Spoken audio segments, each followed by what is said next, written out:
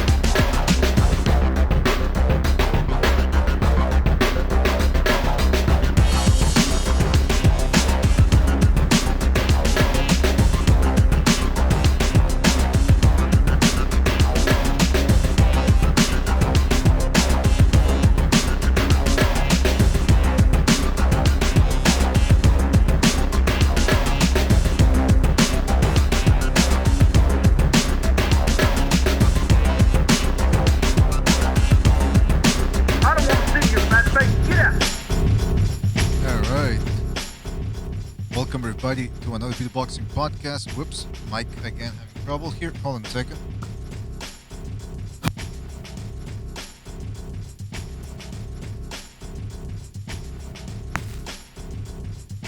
All right, I don't know why this keeps happening with this microphone, but anyway, guys, thank you for coming into the BDA Boxing Arena. This is your host, Mr. BDA, broadcasting to you from the true north, along with my co-host, the one, the only King Bucho. King, are you there?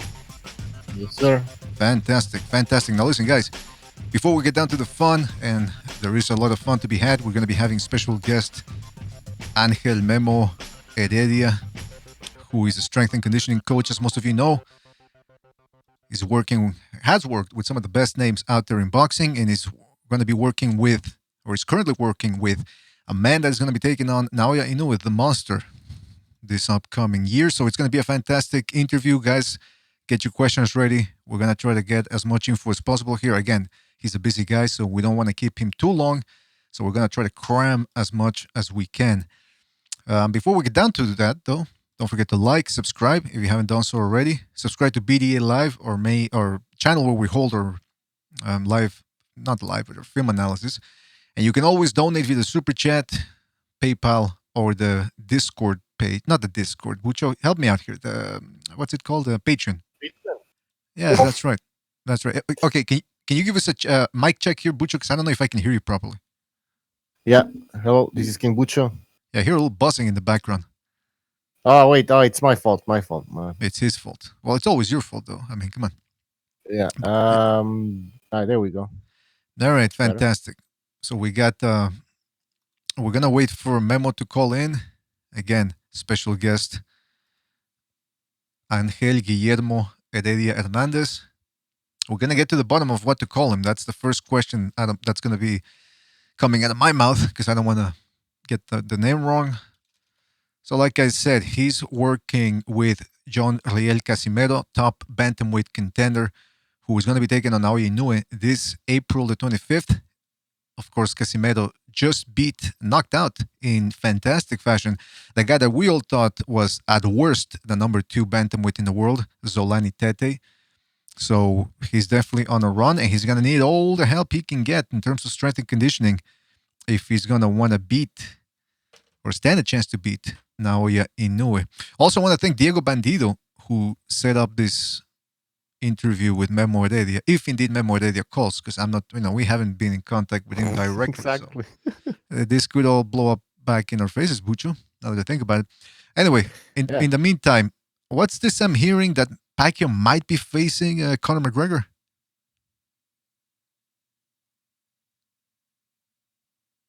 Who? I'm hearing that Manny Pacquiao might be taking on Conor Manny McGregor. Pacquiao. Yeah. Man, I don't know. I don't think so. Man. I know you. I've seen some people talk about it. Heard something about Pacquiao joining his, like, doing some work with McGregor. Like they're working for his company. Listen, I don't know. I don't really care, to be honest. At this point. Well, you know what? You did watch Mayweather McGregor, didn't you? Live? If I watch him, no. You didn't watch Mayweather McGregor live? Oh yeah, I did. All right, Bucho, I'm gonna I don't know what to do here, man. Are you okay, man? I saw it live, but that's it, man. I didn't really pay for it. I'll be honest. I was with a bunch of friends. Oh, wait a minute. You don't know. No. I mean, my friend paid for it, but I didn't. I just brought some beer and that's it. You know what I mean? I wouldn't have paid it. I wouldn't have paid for that fight. I'll tell you that. Right. And it was even a big mistake for me going there and watching that fight, if you want to call it a fight. So no, I would not watch Pacquiao fight McGregor. I'm done with these freak show fights. Aren't you at least? Yeah, but you're not at least a little curious about what could happen in that fight. Not even a little bit. I don't get time for this shit. Man. I gotta call you out on this one, Bucho. I think you're lying here. No, I'm done. People, let's see what people in the chat room are saying. By the way, we got Shepherd Son, Saint Brit, Mr. Coxey, Bay Area, Pink Panther, Dirt and Boxing, Brandon White. Shout out to Brandon, Mr. Coxey, Seamus Carey, and they're all saying, "Butcher, you're lying," and they're also calling you a dirty slut. That's possible, but listen, I'm done with this type of fights. There's other things happening. First of all, I'm not that excited about certain fights in boxing right now. It needs to really pick up. Boxing needs to pick up. And, there's other things happening in the world right now. There's the coronavirus. The economy is going to crash probably. I don't have time for these garbage fights. I really don't, man. Well, listen, we got Stu on the line here on the Discord. Stu, are you there? Yeah, I'm here. What's up, fellas? Hey, good to have you on board, Stu. I was just commiserating here with Bucho, who says, because again, we're hearing rumors around the mill that supposedly Manny Pacquiao might be facing Conor McGregor in another sort of exhibition or pro fight, whatever it might be. And I'm asking Bucho if he's going to be watching, and he said no. What about you? You're asking Butcher what? Sorry, cut out then. About Pacquiao. Pacquiao supposedly is going to be fighting Conor McGregor. Maybe. It's a rumor at this point. It's just a rumor. Well, I hope it's a rumor. Because do we really need a fast like that? Now, Conor McGregor, really, he's got his own work cut out in the UFC, to be honest with you. He's got some killers there waiting to fight him. What the fuck's he trying to fight Manny Pacquiao for? In a boxing match, let me tell you something now. Manny Pacquiao will destroy Conor McGregor inside 3 rounds. What is the fucking point of even paying for that? This is not like Floyd. The thing with difference with Floyd carried Conor for a bit, didn't he?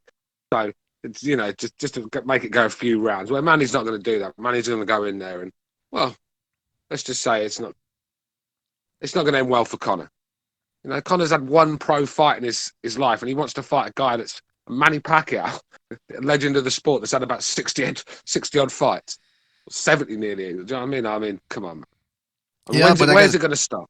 Where's it going to fucking stop now? Next, we stop paying for that. We stop paying for this shit. I mean, but John Jones. I gotta tell you guys, though. Anthony Joshua. I mean, that'd be fucking next. Do you know what I mean? But I gotta tell you guys, though, Manny Pacquiao.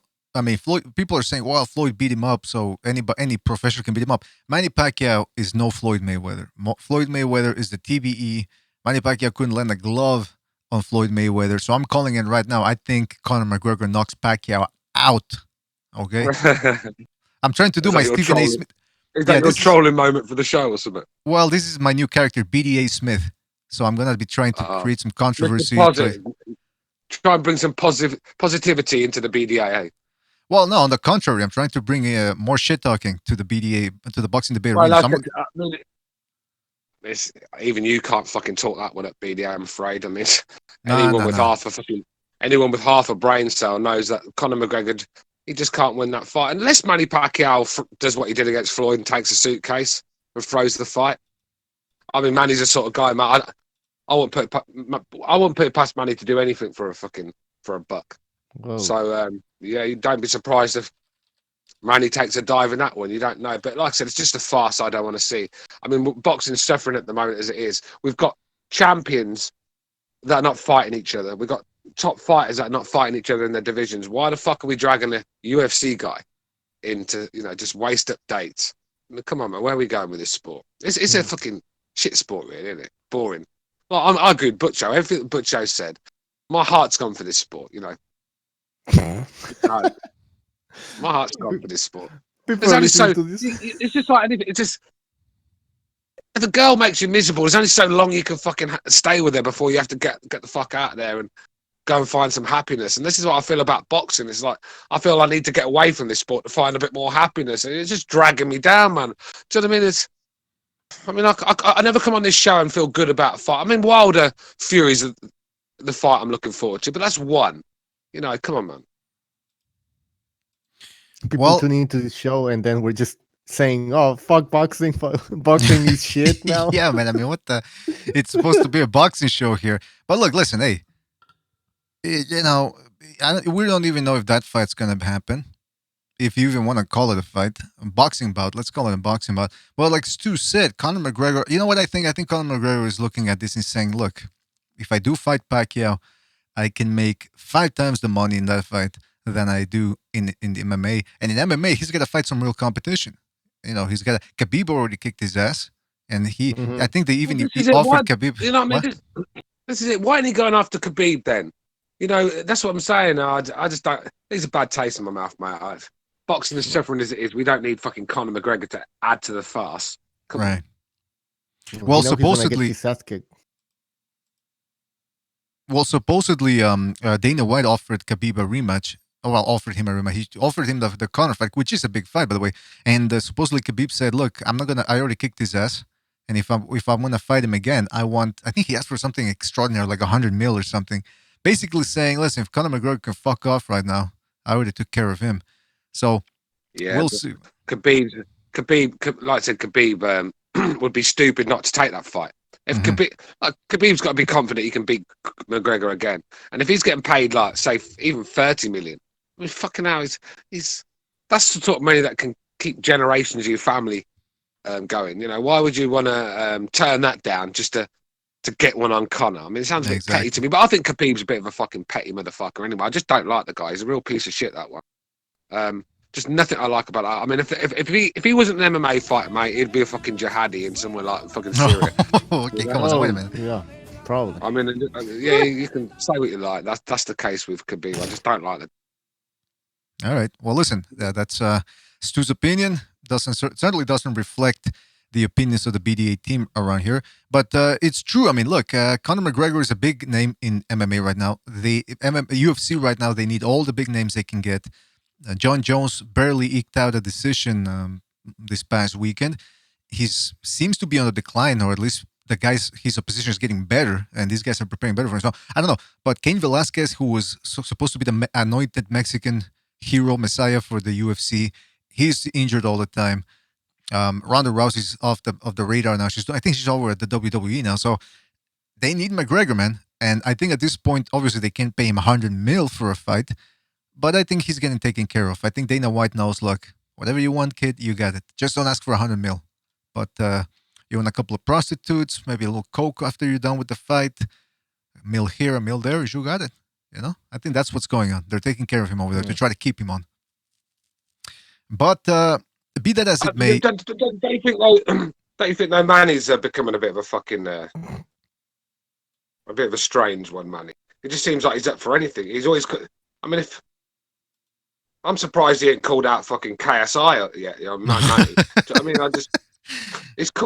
it's like Manny's just saying, look, I need a payday. I don't care who it is. I'm just going to get as many paydays in as I can. Forget the resume. And I don't blame him because he doesn't need to improve that resume. That resume is sealed in stone. So, you know, he doesn't have to improve the record. I don't blame the guy, but it just, like I said, it's not good for boxing, is it? When you got Manny Pacquiao fighting Conor McGregor. Well, remember what Jimmy said about Pacquiao. Apparently, he had tax problems, and Al Haymon took care of them. So now Pacquiao is sort of like taking it easy now, saying, "Oh, you pay my back taxes. All right, I don't need to go in there with Spence. I don't need to go in there with Porter. You know, those big tough names." I think he's just trying to, and maybe Al Haymon says, "Look, if you owe me money."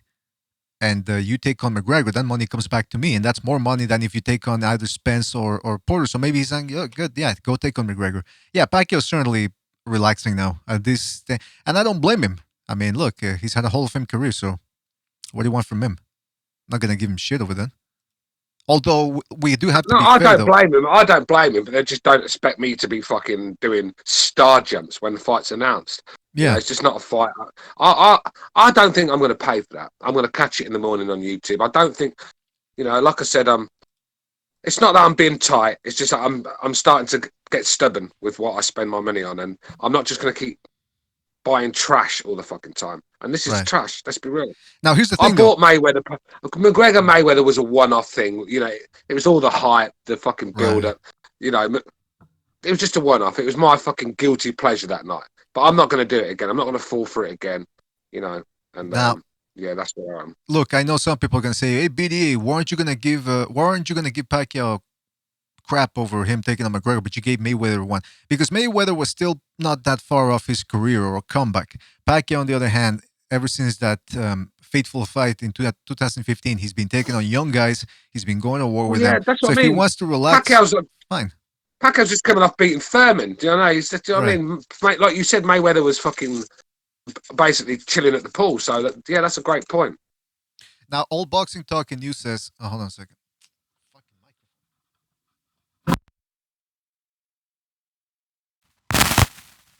All right, sorry about that. I keep having trouble.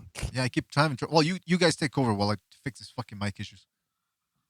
Yeah, well, we had a contribution. The Killer 1911 says Conor McGregor gets sparked out inside 2 rounds. Mark my words.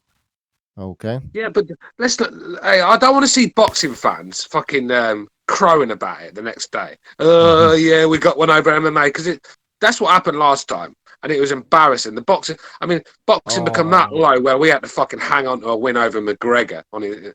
You know, it's petty and it's pathetic. And if that fight happens, I don't want to see it. Well, did because you see that Malignaggi against that other guy from MMA when they had that bare knuckle fight? Remember? Yeah, I saw that. The bare knuckle win over boxing. Yeah, that's pathetic. I mean, let's be real. You get the weakest puncher in the history of the sport to come along. Do you know what I mean? How about getting Golovkin in there and see how it ends for you?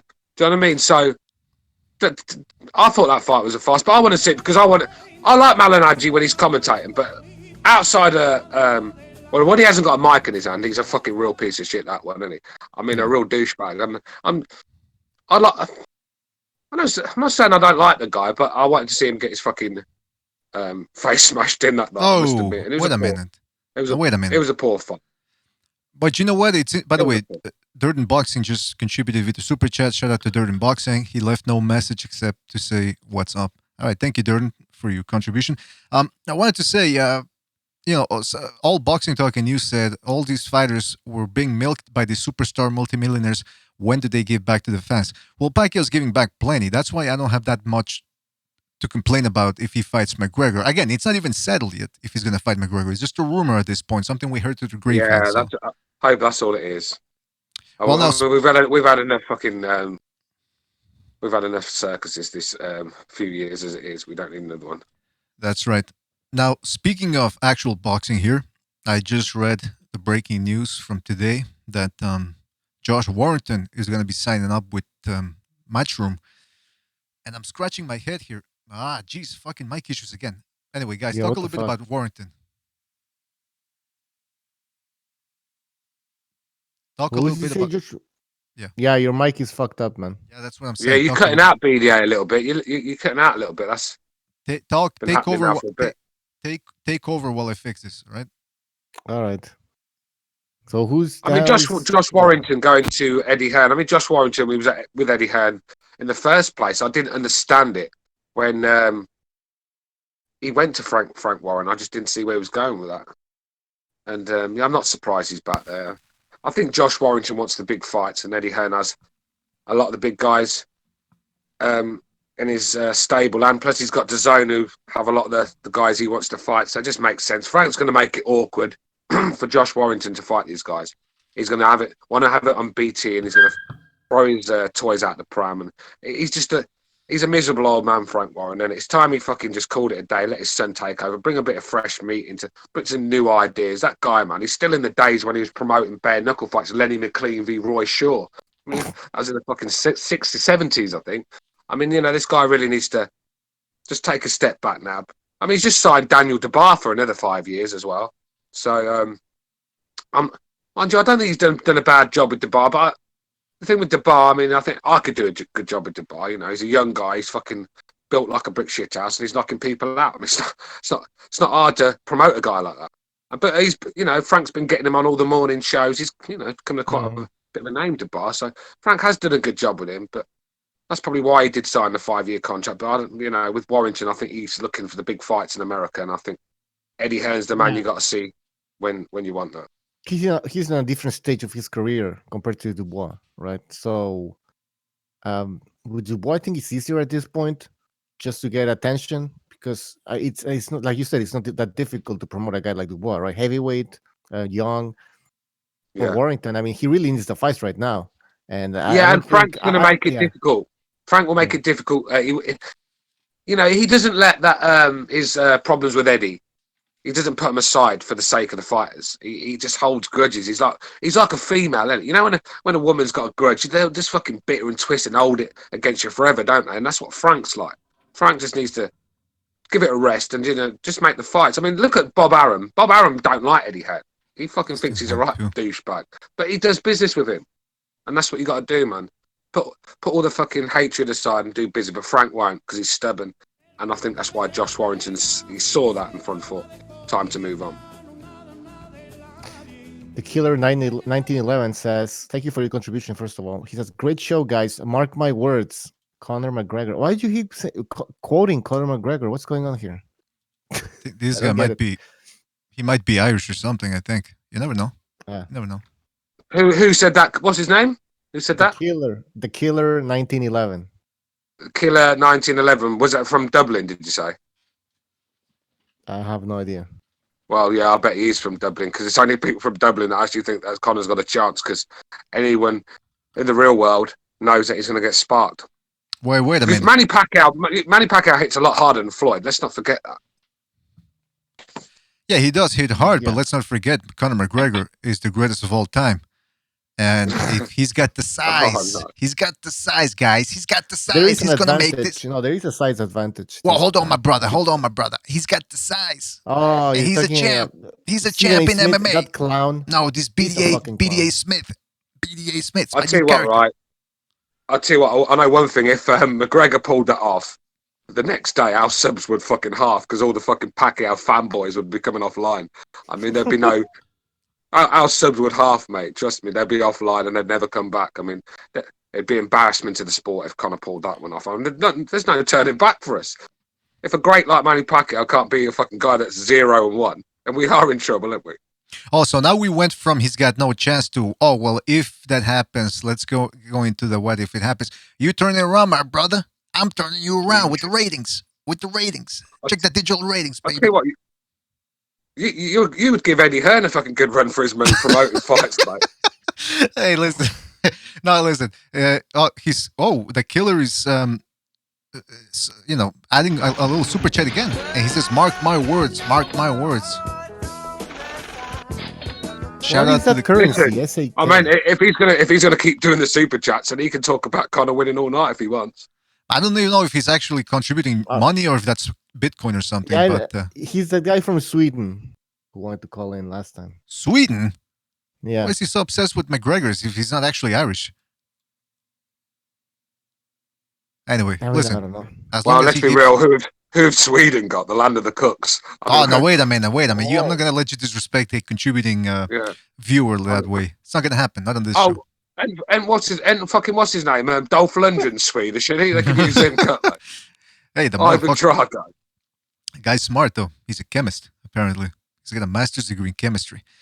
And all right, so we got that. Oh yeah, but the Warrington thing.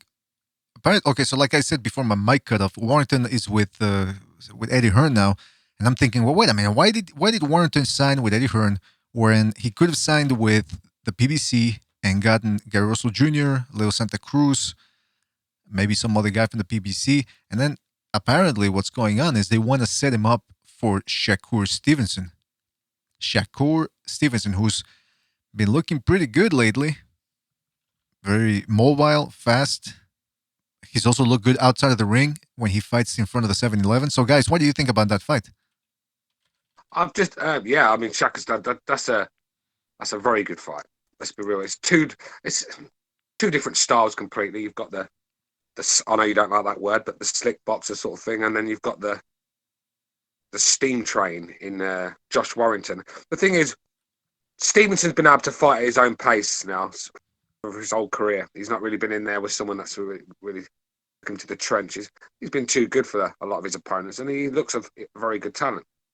If you're not ready, I mean, not on about skills. I'm on about if you're not ready, if you haven't got it in your stomach, you know, when you get taken to the trench and you're not ready for that, Josh Warrington will be the man to find you out, because there's no time to breathe when that guy's on you. He's got fucking chin, never been dropped in any boxing ring and sparring. He's got like that square chin, isn't he? You know, like, you know, it's going to take a good punch to knock him out. So he's going to keep coming forward. Yes, Stevenson can outbox Warrington, but it's whether Stevenson could take the pressure, because we've seen it before. Frampton likes to fight at his own pace, and then when he had Warrington in front of him, he was flustered. He didn't know what to do because he just didn't have time to do anything. And then once you start getting flustered, your game plan goes out the window, and that's what happened with. So that'd be Warrington's chance, but Stevenson looks a good talent as well. And if Stevenson can keep Warrington at the end of his jab and keep moving, then he could get the nod himself. So what about you guys? How do you see it? Well, let me tell you, I think Shakur Stevenson, you made a very good point. So far, he's been able to catch or call and work the rhythm to his advantage and control it to his advantage. But Warrington brings a whole new world. I mean, you saw when the Kid Galahad, who had pretty good movement, I'm not going to say he's the most technical fighter, but he was able to move around and kept Warrington from really working as hard as he wanted to, or to get off enough clean shots he wanted to. And Shakur Stevenson might be able to do something like that if he adds more offense to his game, because just moving around and clinching is not going to win him the fight. Yeah, the difference is though, Galahad's a spoiler. Stevenson's not. Galahad stands on their toes and fucking holds and just ducks and he's just hideous to watch. And he's a spoiler. He's another Bernard Hopkins. He's that sort of guy that he makes everyone look ugly. And I don't think Stevenson's that sort of guy. So I don't think Stevenson's going to be strong enough in the hold to do what Galahad was doing. I don't think he's as smart as Galahad when it comes to ring knowledge. He's still a young kid. He's a talent, but Galahad's been around for a while. I say what you like about Galahad. He knows every trick in the book, and it's a different sort of fight for me.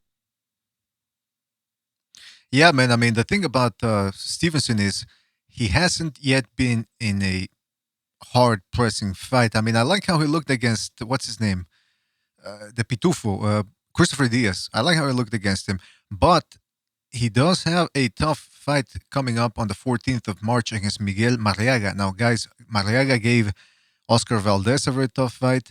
He gave a prime Nicholas Walters a good enough fight himself. And, of course, Lomachenko ran through him. So even though Shakur Stevenson right now is only 13-0 with 7 knockouts, we're going to see just where he ranks.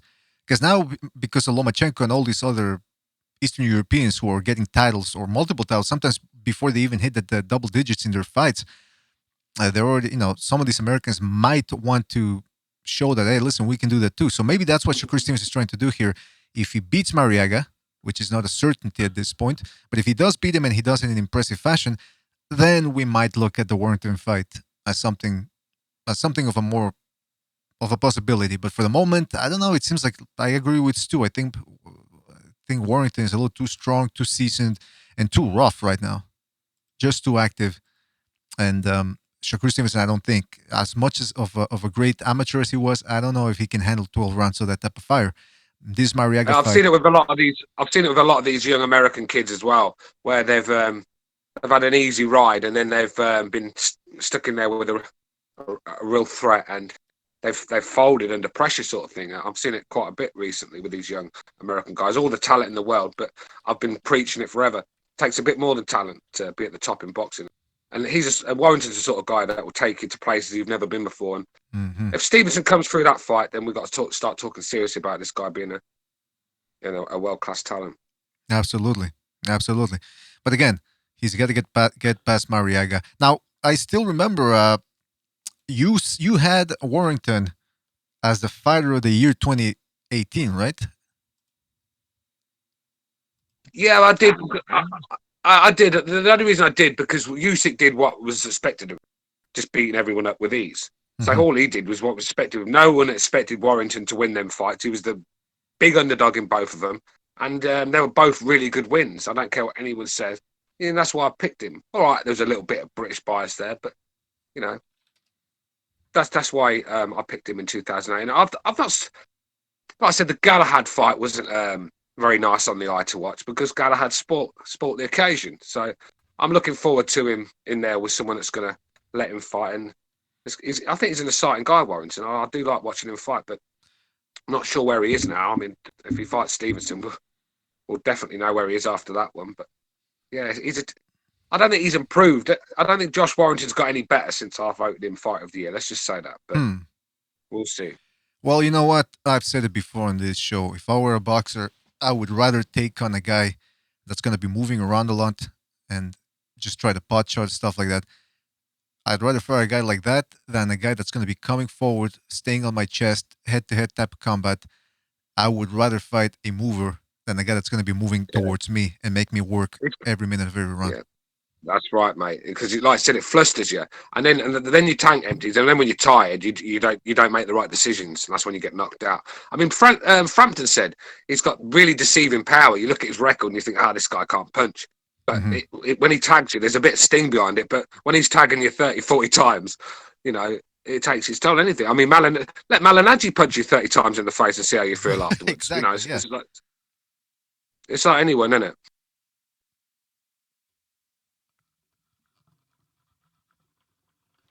All right. So I sent a message to Memo, see what's going on. Hopefully Bandito gave him the right time, because I told him Eastern time. So we just continue talking boxing in the meantime. Are you guys there? Am I the only... Okay, what the hell? Sorry about that. I'm having trouble with the mic here keeps cutting off. Okay. I mean, not cutting off, but I have to disconnect it. Anyway, try to get with the manufacturer. Johnny Boy. I'll try to get in touch with the manufacturer. Oh, wait, we got Johnny Boy on the line. Johnny Boy, you there? No, he just fucking left, man. He just fucking left. Fucking Goomba. And Stu just left too. As well. Oh, that half British, half Irish. Oh, there we go. He's back. Okay. Yeah, I don't know what's going on here. Anyway, listen, I had to... This microphone, Bucho, I gotta get in touch with the manufacturer. It's not the microphone, actually. It's the channel strip. Did you buy that microphone? Did you buy that microphone off of Recognize or something? No. It's not the microphone's not the problem. It's something else. It's the interface that we got going through the computer. I know what you mean. Anyway, but listen. So that's what's going on here. Warrington, again, he's an animal. This is the type of style that I would not want to have against me going into a fight. Also, it's interesting because when you look at boxing so far, these past 2 months, we're already almost half into February, because as I've said before, February, especially this one, it's only going to have 29 days. Oh, well, okay, that's not bad. But 29 days, it's not even a fucking full month. So we're almost already past February, and I tell you, we haven't even seen that many great fights so far, or that many compelling matchups. Finally, it's starting to solidify a little bit the schedule. Now, I see we have Luke Campbell versus Javier Fortuna coming up, and that's probably going to be taking place in the United States. Guys, what do you think about that fight? Decent fight. Don't blame Campbell. I mean, Campbell's coming off a few losses recently, so it's good for him to step down the levels a little bit. But, yeah, I mean, Campbell's a hard fight for anyone, isn't it? He could trouble anyone. And I think Campbell's going to be the gatekeeper of that division. I think you've got to get past Campbell to get to the top guys. I think if you're not good enough, Campbell will definitely find you out. That's my opinion. Right. You know, I think Campbell at this point, I think he might just want a Lomachenko rematch, because the fact that he's taking on Fortuna indicates to me that he wants more experience against southpaws. He wants another crack. What's that? He ain't getting that again. He won't get that fight. Why not? Because nobody wants to see it. Name one person that wants to see Luke Campbell v Lomachenko again. You know who wants to see it? All right, he did well for a few rounds, but at the end of the day, go back and watch the fight. He got his ass whooped, and at the end of the day, that's how it was. No one wants to see that. Lomachenko has to move on now. There's big fights out there for him. We want to see the Lopez fight, and I don't want to see. I don't want to see Luke Campbell again. Luke Campbell's just in the way. Mm-hmm. Well, you keep saying that. You keep saying nobody wants to see the fight, but I tell you, there's one person out there who does want to see it. Guess who it is? Me? No. Luke Campbell. It's BDA Smith. BDA Smith. That's right, man. We're going to get the ratings up in here. BDA Smith. Butcher, what do you think about that, bro? Who is that? That's my new character, BDA Smith. That's his alter ego, isn't it? That's right. BDA Smith. He sounds like a mixture of somebody. I don't know. I can't pinpoint it right now. It's supposed to be Stephen A. Smith. No, it's not Stephen A. Smith. Eddie Hearn's come out and said if Canelo doesn't fight Billy Joe or Callum Smith, he's going to make that fight. So that's a good fight for us to look forward to this year. Canelo's going to fight. I don't know who Canelo's going to fight. It could be anyone. I mean, you know, Lomachenko's got big. Like that Lopez fight could happen this year. I got a feeling we could have a half decent year this year. I think because the fans are putting enough pressure on these promoters to start putting on these fights, and I think, you know, we should have these fights now. There's no need to be around. No, there isn't. But I think, like I said, I think they've used all their cards at the boxing promoters. They've fucking ripped us off, and we're not falling for it anymore. You know, the numbers are dropping. A lot of the numbers. All right, Joshua's numbers were quite good still, but only because he got beaten. People want to see how he'd return. But the numbers are down in most fights. So they need to start putting on the big fights now. Mm-hmm. By the way, yeah. Go ahead. I was going to recognize that we were talking before he got on here. We were talking about supposedly there's a rumor going around, just a rumor that not me. I didn't do it. Okay. No, not about you and your Rocco Siffredi tapes, but we're talking about supposedly, and it's just a rumor. Manny Pacquiao, Conor McGregor might be happening. You see, that's stupid. I love Manny Pacquiao, right? Why are you doing this for? Well, first of all, it's a boxing fight. Well, again, it's just a rumor, but supposedly. Right. I mean, listen, Manny Pacquiao. Look at Manny Pacquiao's style. He's gonna spark him out, and you know, if he doesn't, he's gonna cause people to talk like, "Oh, he carried the fight. He did it for the money." Like, don't give people excuses. I mean, yeah, I'm probably, you know, you could probably say, "Well, Floyd did it." Yeah, Floyd's a clown, and he got a lot of money. I understand all that. Wait a minute. You gonna say Floyd Mayweather, 20-time world champion? You gonna say he's a clown? I'm gonna say you a clown, motherfucker. Is that you, Vinny? Vinny? Doesn't even sound like Vinny. What should we call this? What should we call this alter ego? What should we call it? Well, it's already got a name. It's BDA Smith. But anyway, yeah, go ahead with BDA Hyde. Okay. BDA Hyde. All right, BDA Hyde. Yeah, but, Smith. First of all, the difference was though. I recognise the difference is though. Mayweather was a retired guy. Pacquiao just beat Keith Thurman and stuff like that. Yeah, you just kick. You know what? That's even worse. He's still at a real top level at world class boxing. Floyd was as well, but Floyd was like going. He wasn't boxing it. He was. What was he off for about a couple of years? He was. Just that makes it worse. Actually, that makes it worse because it's like this guy could kick Keith Thurman's ass, and put him in there with fucking Conor McGregor. Like, fight him in the octagon then. Like, I mean, let's be real.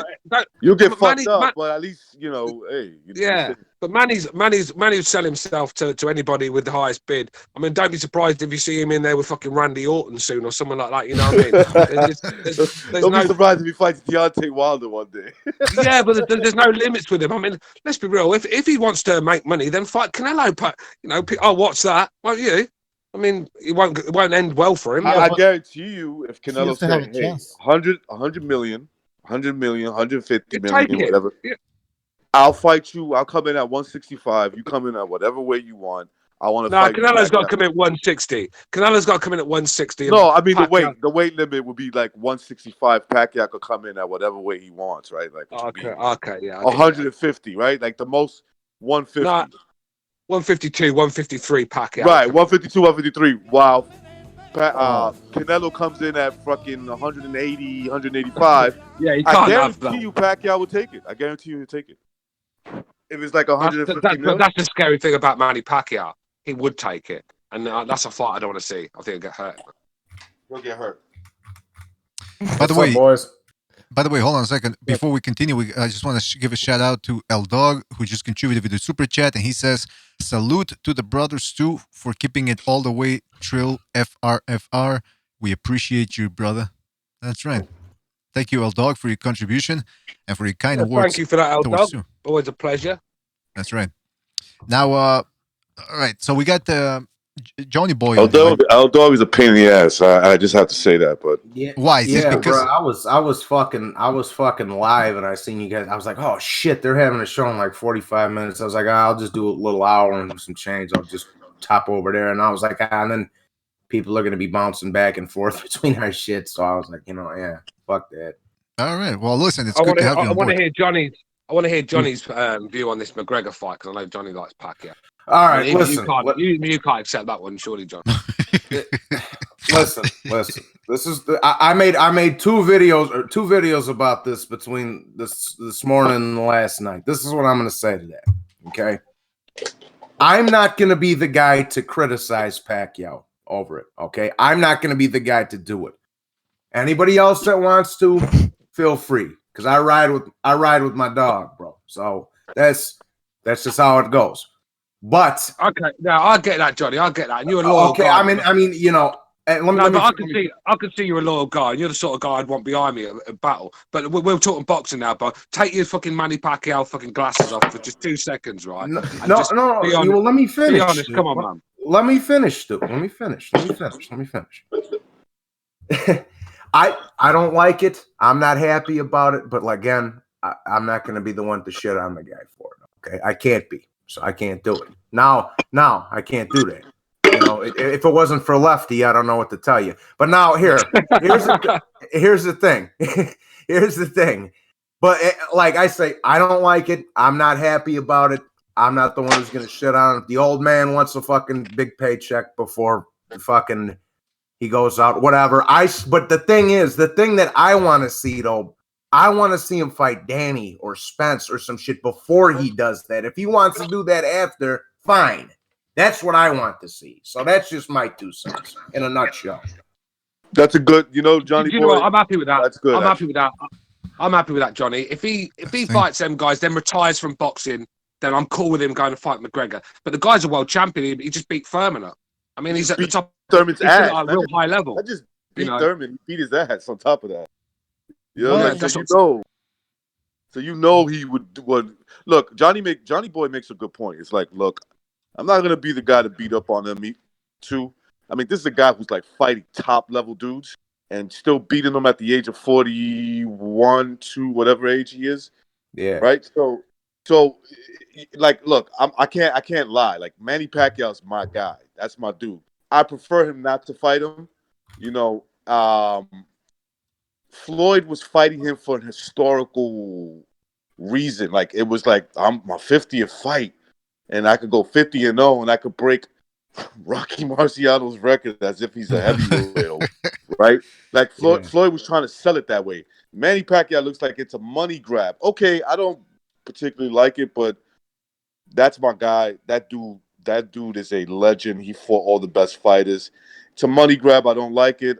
Johnny's scenario, the scenario he just mentioned, fight those guys first, and then maybe like at the back end when you're about to just say, right, bro, last fight. Yeah. But come on, boys, been double standards here. I mean, if that was Canelo taking that fight, you guys would be I'll crucify Canelo right now. Stu. Damn sure. You know me. I'll be like, this fucking pussy. Stu, you 1,000% right. I'd be tearing them to shreds right now. Look, I can't even lie. I can't even fucking lie. But like, the thing is, but of course, let's also keep in mind, as long as we're on this subject, let's also keep in mind that if Floyd never went ahead and never did that, Manny wouldn't be doing it right now. So let's also keep that point in fucking mind as well. Floyd's the one that opened the gate. Hang on. So if Floyd wouldn't have opened that fucking gate, we wouldn't even be talking about this right now. So let's also keep that in mind as well. 100% spot on. Can't argue with that. Well, it's an interesting point, but listen, here's my thing, because that's the thing. People were saying, well, Pacquiao, McGregor, why aren't you giving him any flack? But you did give it to Mayweather. Well, again, Mayweather, he wanted to play ass grab, like Johnny would say, and he had no intention of fighting anybody and really challenging himself. Pacquiao, though, I think he's got the right. Listen, 71 fights, man. 71 fights. Who else right now, other than a bunch of Thai fighters who are named Walmart or Kmart, how many of those guys have more than 60 fights right now, operating at a high level? I think we got to give Manny Pacquiao a pass. This is old school. This is the kind of fights he has. What is it, 70 plus fights? Mm-hmm. It reminds me of the old school when you see guys with that many fights, right? Pacquiao's also been doing it since he's been a pro since 1995. So we're going on 25 years, you know. Mm-hmm. So look, I think Stu's 100% right. He kind of called me out on it a little bit with Johnny too. I would be giving like Canelo shit a little bit more, and I don't want Pacquiao to do this, but I'm not going to give him too much shit if he does. It's a money grab, and the point that someone made, it's like Floyd opened up the floodgate with this. He's the one that kicked it off. You know, you want to make some big money, fight Conor McGregor. You know, because he has a big fan base. He opened the circus up, didn't he? He opened he was the one that cut the ribbon to open the circus up, and right, because he's a circus act. I mean, now the clown acts are flying in, and that's the disturbing thing. I mean, there has to be some sort of standards. I mean, you know, I just couldn't imagine, say, LeBron James being allowed to play for Barcelona or something for the match or something like that. I just don't get it, man. LeBron James on the basketball court versus like some famous baseball. Fucking Ray Lewis on the basketball. Yeah. Right. Connor's not, when Connor's in there, he's not a mixed martial artist at all because he's not allowed to use any of his tools. It's like asking a guy to build a house and then to take his tool. You know, it's not going to work. So it's a farce. You just go no holds barred like the fucking Kuma type. Then I'm up for that. But no, you know what, bro? And for me, this is one thing I'm going to add to it. And I'm sure Recognized was the same way with Chavez when he was coming up too, okay? Listen, there's been a couple of guys where, like, that was just, I was diehard, bro. Like, you can do no wrong in my eyes. One of them was Arturo. Another one was Johnny Tapia. And another one was Eric Morales, bro. Those, like I don't. Those guys fought everybody. Those guys fought everybody too. Yeah, you know what I'm saying? Like, you can't do no wrong in my eyes. Even with, like, Roberto Duran, even though that wasn't my era, my grandpa loved him. My dad loves him. You know what I'm saying? Like, you can't do anything wrong as far as I'm concerned. Yeah, that's right. I do think that. See, I get where you're coming from, and that's obviously a trait that you've got. My trait is, no matter who they are, however close they are, it could be my brother, my missus. If they're doing something wrong, I'm going to call them out on it, and that's just me. I've always been like that. And look, we know it's a mismatch, right? Listen, like I said, Cal Brook was one of my favourite fighters at the time. I fucking took on half the United States when I was a fan of him. The famous, they were trolling him about this shit. Wow, fucking dude is like his girls giving birth to his kids and shit. This fucking people. I'm sitting there in the fucking hospital bed, isn't it? My daughter's popping out. No, my sons, weren't it? My sons are popping out. just about to pop out, and I've got fucking Jamal texting me talking about. By the way, real quick, we got the Killer 1911, another contribution with the super chat. And he says Floyd is the Trojan horse of boxing. I thought you were gonna say he's the AIDS of boxing, but no. Listen, hey, I know. Thank you, Killer, by the way, for your contribution. I know we like to give Floyd Mayweather a hard time around here, but let's face it. I mean, he did create some memorable moments, and he did have a fantastic career. So can't be too harsh on the guy. And what's in the past is in the past. Now we got a guy.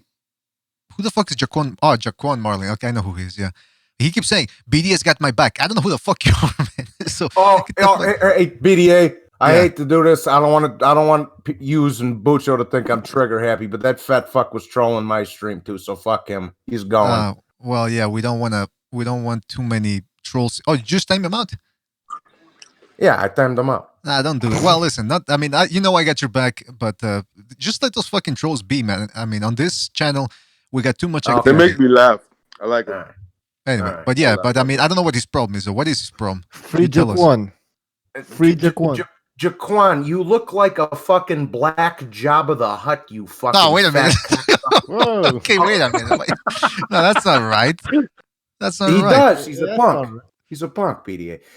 Dude. Boxing fans, man. Boxing fans, man. They're just the worst of the worst, aren't they? I mean, you won't find a worse form of fucking creation than the boxing fan.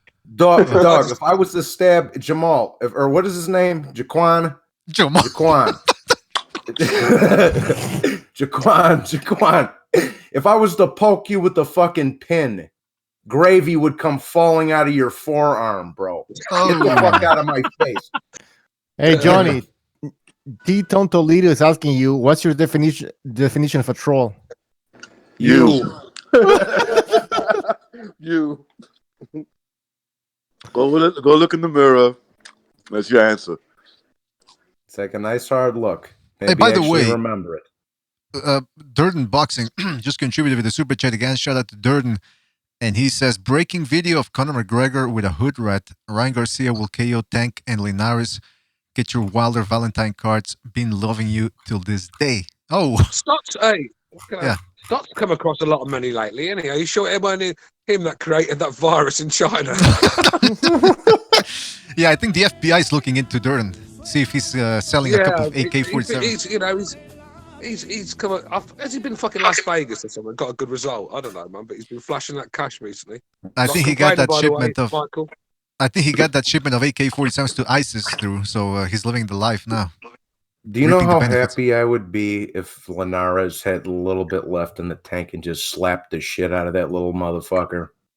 Okay, that's what I wanted to get at. Imagine he just blows he just throws a monkey wrench into that TV and just catches him with a nice one. And Ryan Garcia can't get up. Oh, Ryan Garcia. And can't get up.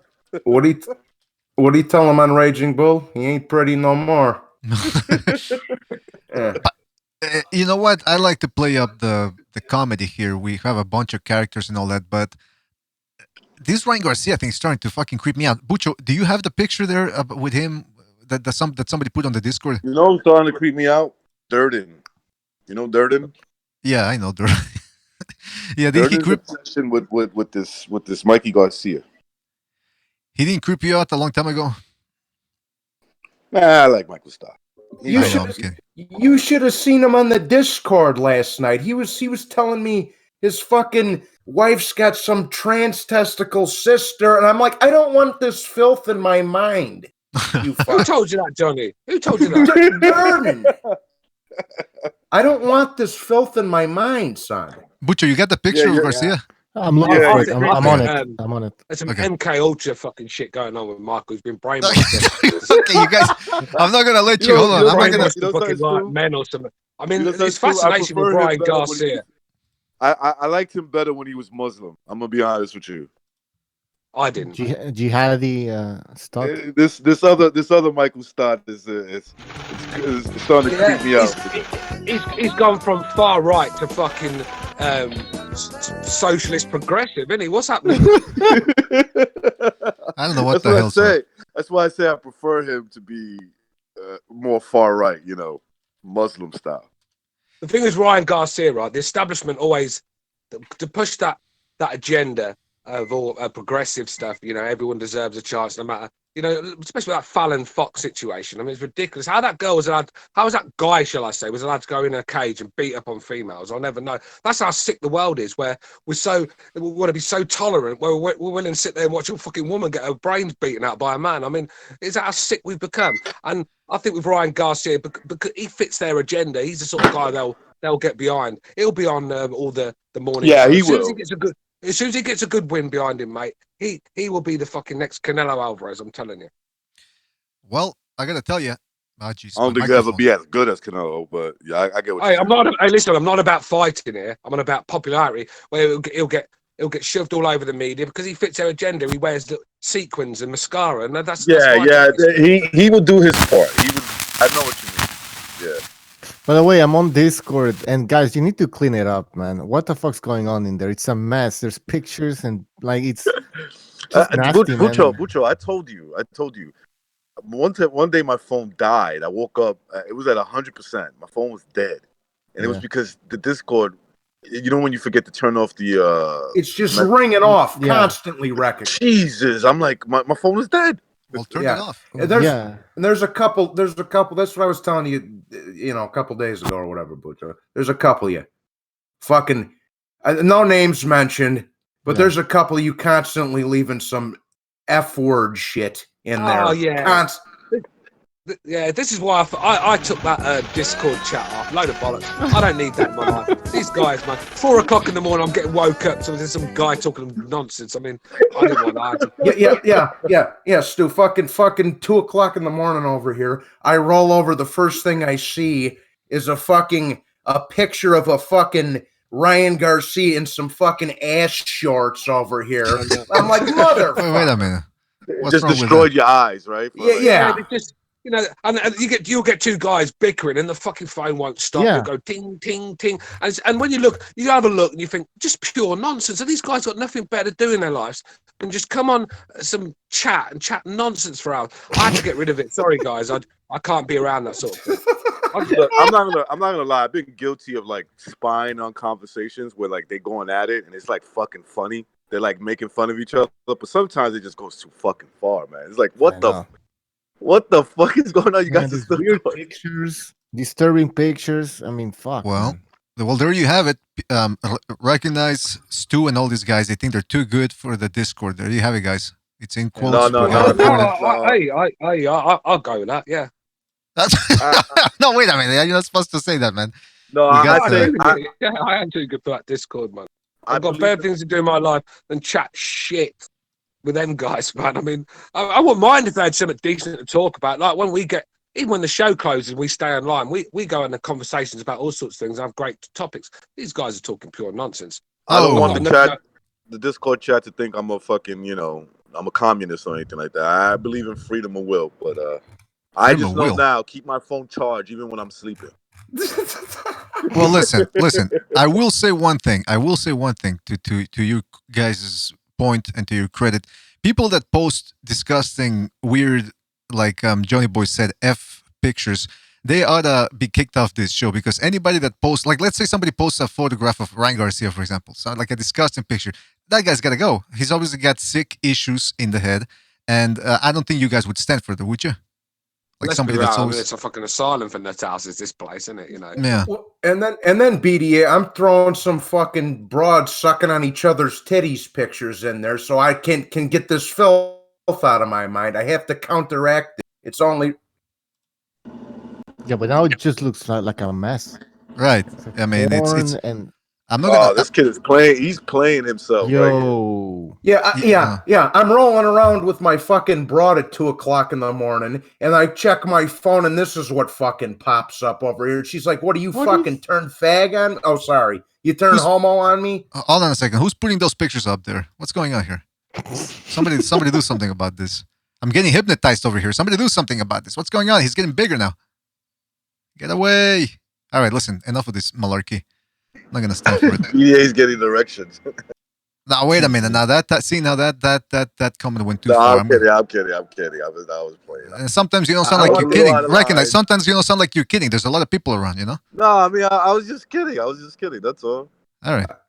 I just want him as a cellmate so I can get free canteen and slap the fuck out of him whenever I get angry. All right, That's now what I let's want. get to that. You think you could beat up Ryan Garcia, professional In fighter? jail? Yeah, well, anywhere. In a cell? Anywhere, Yeah. anywhere. Yeah. If you put me and him in a phone booth, I'd eat his face, BDA. I'd eat his fucking face.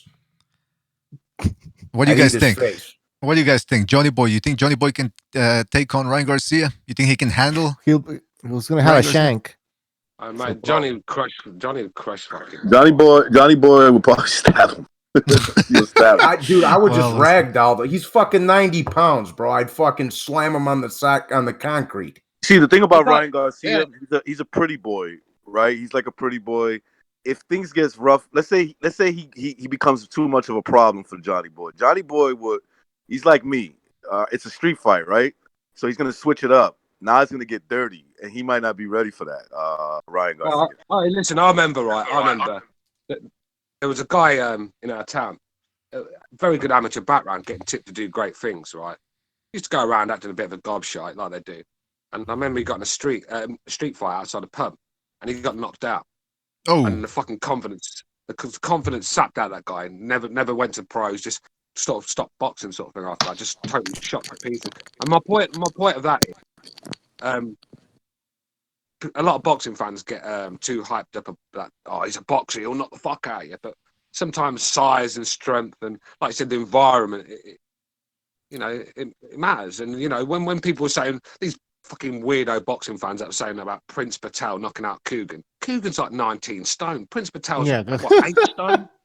I mean, how Patel wouldn't even reach Coogan. If Coogan glazed Patel on the head, he's going to sleep. So we've got.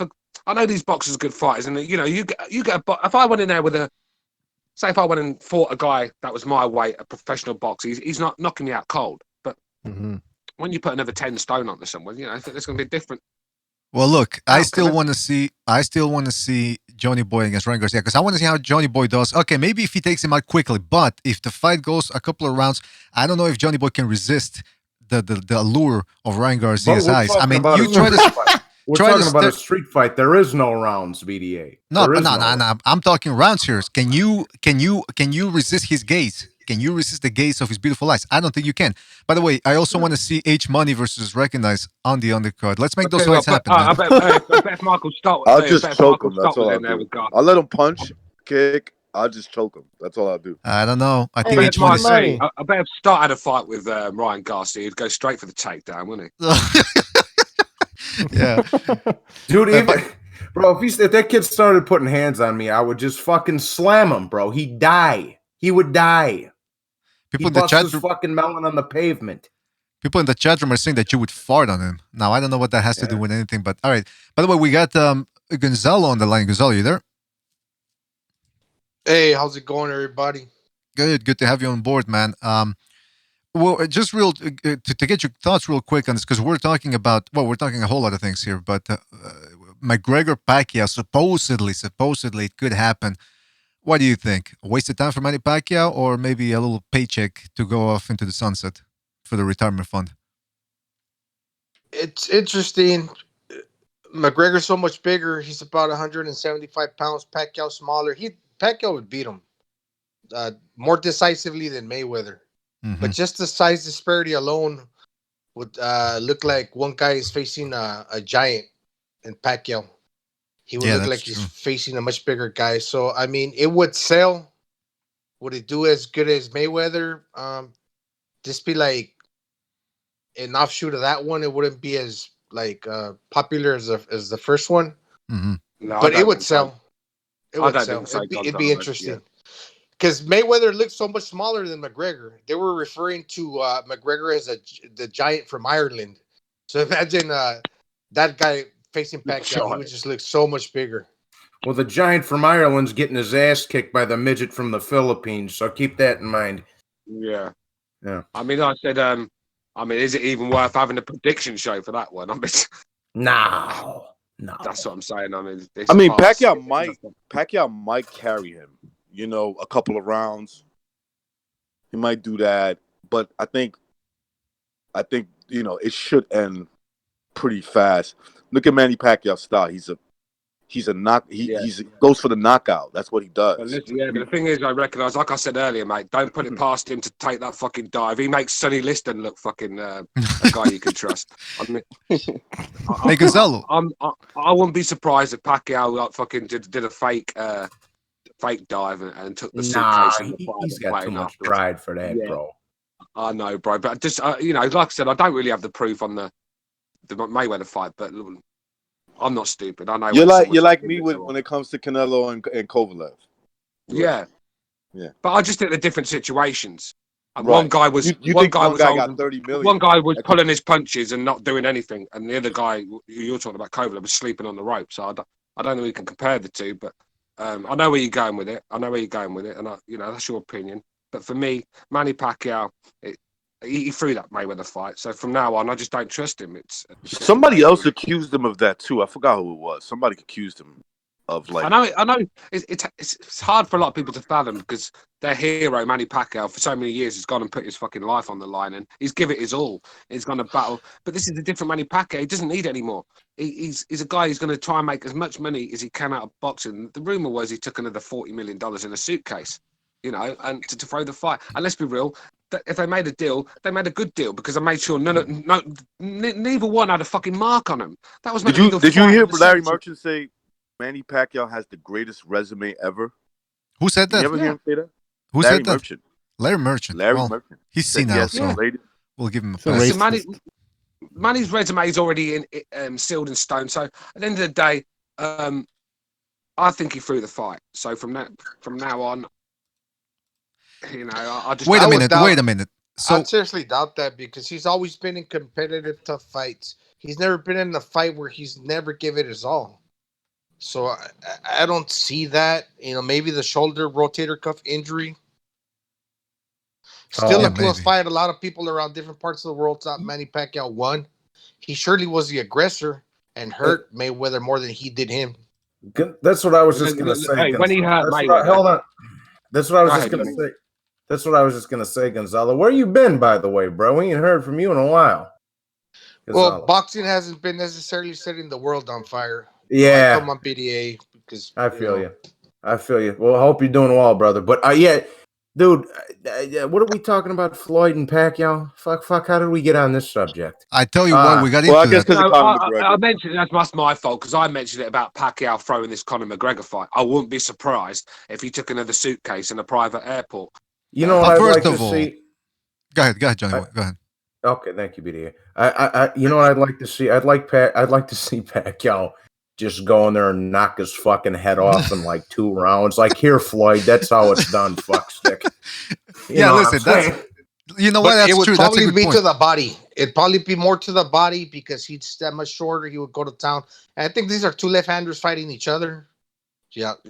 See, the thing is, I don't believe. I know I said that, but I don't actually believe Manny Pacquiao will throw that fight because, like you said, it would be too suspicious. You know, 1 minute you're beating up Keith Thurman, and then you can't beat Conor McGregor. That's 0-1. I mean, the thing is, when world class fighters throw a fight, you know, you've got to be quite skilled fighters to be able to like pull it off because most people will smell a fucking a fake fight from a mile away, but they did a good enough job to keep people thinking, well, it was just a poor fight. You know, Manny had and then they brought the shoulder injury up to take people's mind off but me, because I've seen it a few times now, I'm connecting the dots. The first thing Manny Pacquiao did when he landed a shot on Floyd, go and look, his fucking eyes lit up to say, shit, I shouldn't have done that. And he backed off. He threw a couple of fucking arm shots and then backed off and did nothing for 45 seconds to let Floyd recover. Floyd did the buckle. You know, he was buckling and anyone that wanted to win that fight in the night would have put on Floyd. How often do you get Floyd Mayweather hurt in a boxing ring? Very rarely. And when you do, you got to fucking jump on him. It's your only chance. You're not winning on the cards, are you? I mean, well, you know what? On, look, Pacquiao has hurt almost everybody that he steps in there with, so his power's legit. Now, the thing that bothered me about that fight was how Mayweather was acting afterwards as if he beat the crap out of Pacquiao. He didn't do that because he said, you know, I think he said, hold on, exactly. Just real quick, something he said something to the effect of. Pacquiao's not on my level. Well, you had to fight like Bernard Hopkins in there, a safety first fight, like if you were 45 years old, just to make it out of the ring with Pacquiao. So let's not use the word school or not on my level. Hitting him. Here's the thing: he wasn't even touching really Manny. He wasn't touching Manny Pacquiao. He was hitting his gloves. He was like fucking, and running and just getting. It was a throw fight, recognised. Of course they weren't. They weren't touching each other. They were just throwing arm shots just here now and again. And they're both world-class fighters. They see them shots come in, block them. No one's hurt. Did any of them fighters have a mark on them at the end of the night? No. Not one. The only thing that they regard, they've asked Oscar De La Hoya who hits harder, Pacquiao, Mayweather, and he threw another guy in the hat. He says, well, they both hit hard. The thing about Mayweather, he steps back, and as he's stepping back and you're coming to him, he'll counter you. So the force that you coming to him and he throwing that punch is that's what makes him punch hard. Manny Pacquiao's style's always been take a shot to give one sort of thing when he's flying in, because that's just the way he is. But he's never bothered him before. He's always gone to war. When he's down on the cards, he gives it everything. We know that. That's what's made him the great he is. We got 40% out of him that night. Let me say this. Let me say this real quickly while we're talking about this fucking Fugazi ass fight. Here, if you scored the fight for Floyd, I'm not going to rip your head off. If you scored the fight for Pacquiao, I'm not going to rip your head off. But nobody got schooled. Neither one of them got schooled. Nobody fucking got schooled over here. It was fucking... I gave that fight 1 point to Floyd. I scored it a draw before, Stu. I gotta tell you, I disagree about the fight being thrown or a fix. But it was just a case. What I would say, why the reason why neither guy was marked up was because they were both fighting safety first fights. That's the bottom line. Neither guy really wanted to take too much. And I think what Stu's saying, am I right, Stu? But that was part of the fix. Like he's saying that's not Manny Pacquiao style. This has been my point. Yeah, exactly. Yeah, I mean, this is the point. I mean, if you've made a deal with a guy to throw a fight, you're not going to go in there and do a Gatti Ward, are you? Exactly. You know yeah. You see, he might have that effect on you. Look, remember when Marcus fought Mayweather? He looked real poor too. He got dropped. He couldn't really put up a fight. And Marcus, I know he's a counter puncher, but he puts up exciting fights. Pacquiao couldn't do that because they're both smaller guys. Yeah, that's a good point. I don't believe that. Listen, Pacquiao can deal with bigger guys. We've seen it all his career, man. He's been fighting bigger guys most of his career. No problem at all. The thing, like I said, that Manny Pacquiao. But such a negative guy, is it Mayweather? He's fought negative guys before, done the business. So listen, that fight was fixed.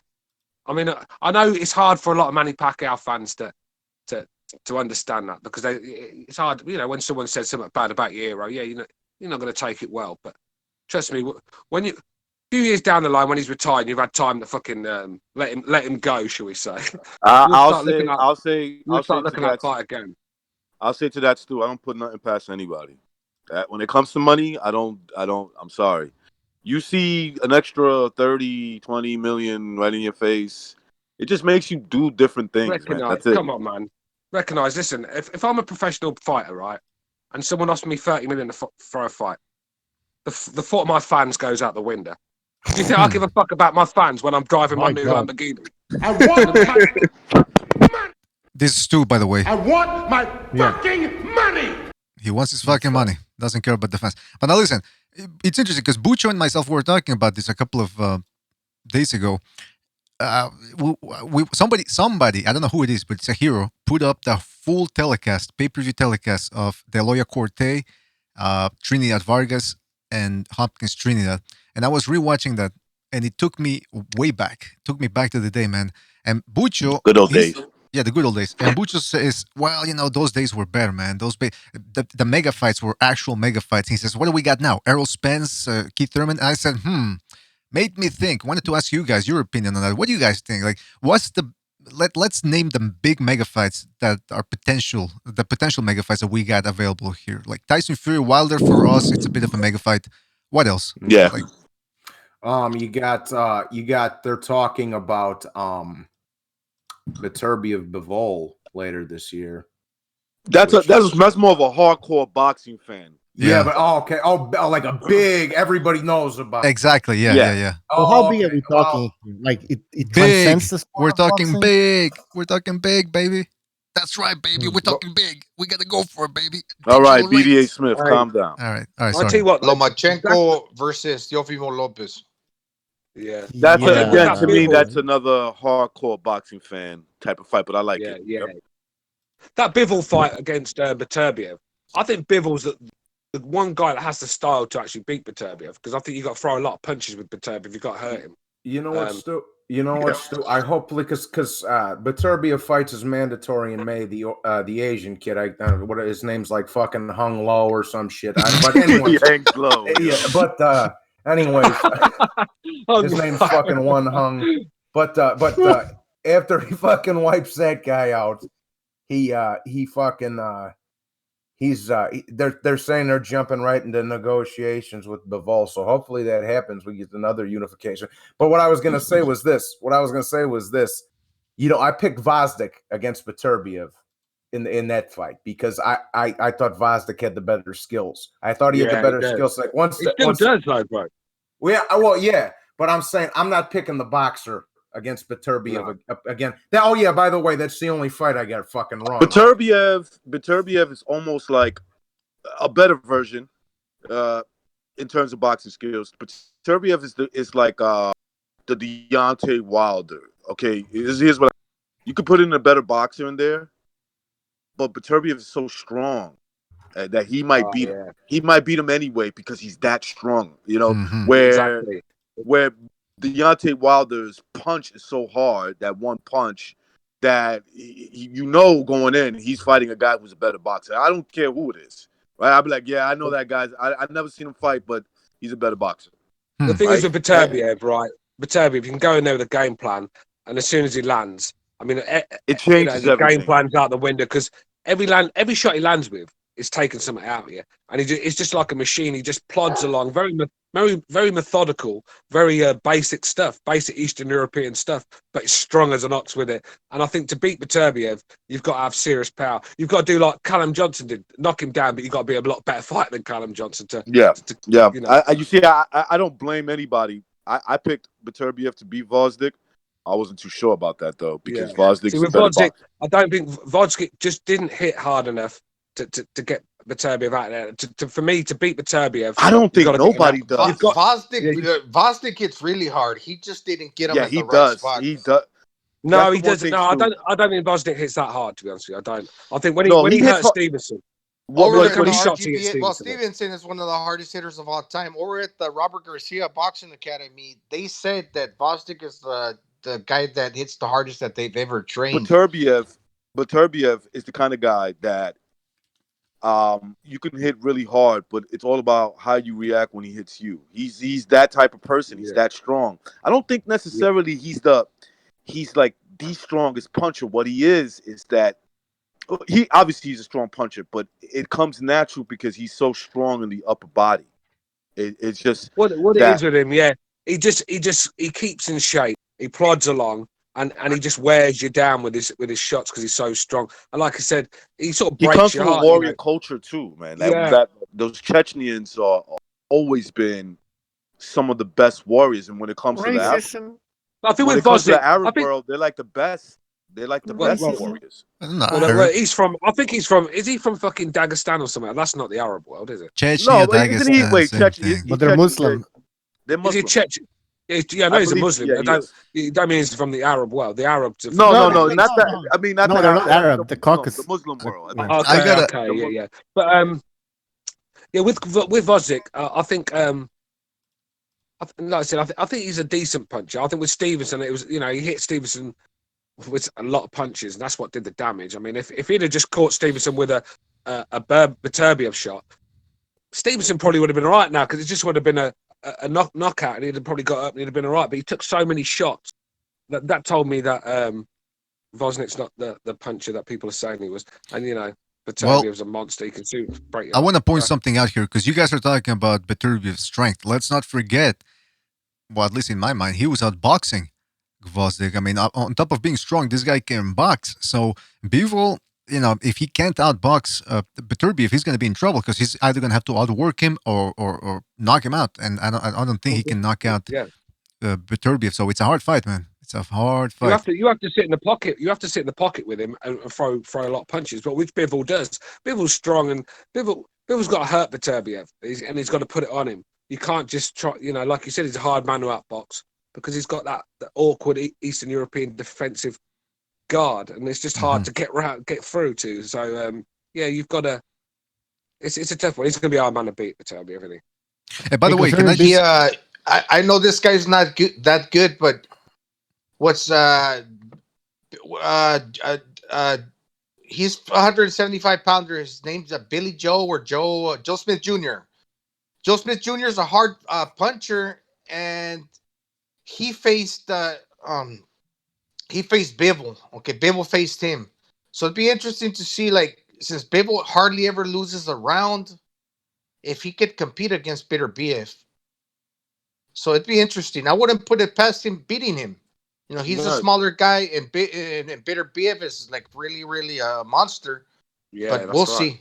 It's interesting. But look, if you go back to listen to the shows, I've never really had too much good things to say about Bivol. I don't think he's very exciting to watch, and I don't think he's as good as a lot of people in the chat think he is. But styles make fights. Certain styles will gel against another style. And I think Beterbiev's style could suit him. Is whether he can take the punishment. By the way, we were talking about fights that we wanted to see, and Dead Game mentioned an interesting fight that I was going to mention. It was Spence Crawford. That I think we all want to see that fight. But then he mentioned AJ against Luis Ortiz. That's when I started to go like, okay, what the fuck? That doesn't make sense. Are you telling me? You don't want to see that fight, brother? I mean, I don't want to see. Spence hasn't even taken a tune-up, and if you don't take a tune-up or a comeback fight by June or July, middle of the year, he's not fighting Spence. Well, listen, I mean, you're about Crawford. You're about Crawford. Crawford, yes, correct. Yeah. No, I got a feeling that Kell Brook fight's going to be made. It makes sense. Honestly, and it could be in the UK. It makes sense. Crawford's not getting the numbers in America. That fight will be huge in the UK. That will fill a stadium. That'll be pay-per-view. Crawford will get real good money. It makes sense. And Crawford, that's a. Are you talking about a move at 100 to 154 pounds? Because I don't think Kell Brook comes down to 147. You can go back down again.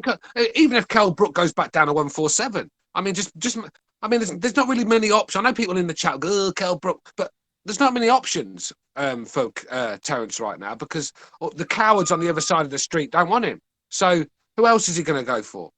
And Al Heyman has most of the welterweights in his bag. So Crawford's sitting there fighting the likes of Amir Khan out of the jungle that he's been in, on the celebrity jungle. He's come out of that and fought Crawford. Then he's fighting a one-legged Benavides.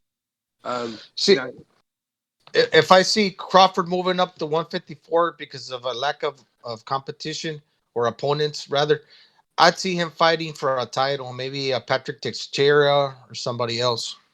Look, Crawford. I think Crawford's the sort of guy that can probably go between the two weights. Like Canelo does. I think Crawford could do that. And, because Kell Brook's not a massive 154 guy himself, it'd be a fair fight. They're about the same size. That fight would be all right. And Crawford could, like I said, it's all about, Crawford's got the belts. Well, what's he going to need another one of them fucking fake belts around his waist for? Go and make yourself good money in the UK, mate. Get your name out there. Because the UK fans will jump on Crawford's dick like, no, mate, you know what they're like. They're fucking fanboys, aren't they? So that would be a good move for Crawford because he's going style. Take him out of Nebraska. He's 32. How old is the guy? 32 years old, I think? 33. 33. And we're talking best of it now. There's no fights for this guy. There's fights, but he can't get those fights. So now we're talking about him moving up in weight. And then even if he moves him up in weight, we're talking about boring fights at 154 that he could get because he still can get the PBC fights over there. And probably. not to mention Bucho, the 54 is all PBC. Exactly. So, yeah. Well, that's why I think the point here is that they're trying to get Josh Taylor to fight the winner of Postal versus Ramirez, and then the winner of Postal versus that fight would perhaps take on Terence Crawford. But I don't think Terence Crawford can stay around 147. I mean, the guy look huge, man. Even there's a video that I want to show you guys where he's sparring at I think Gleason's over in New York, and he's sparring a middleweight. He looks bigger than the middleweight. So I don't know if this guy can keep making 147, man. I mean, I'll tell you what as well. I think so, BDA. I don't think he's 33, so he's like grown as much as he's gonna be. Girth wise, but you know, he's 33, and I don't see him as putting on a lot of fat. And I think he bulked up. He bulked up from 140 to become a 147 pounder. That's why he looks so big. But if he decided to slim up a little bit, he could just maintain 147 career-wise, in my opinion. Terence Crawford could go up that division comfortably. Massive guy, man. And let's be real, the older you get, the more meat you put on.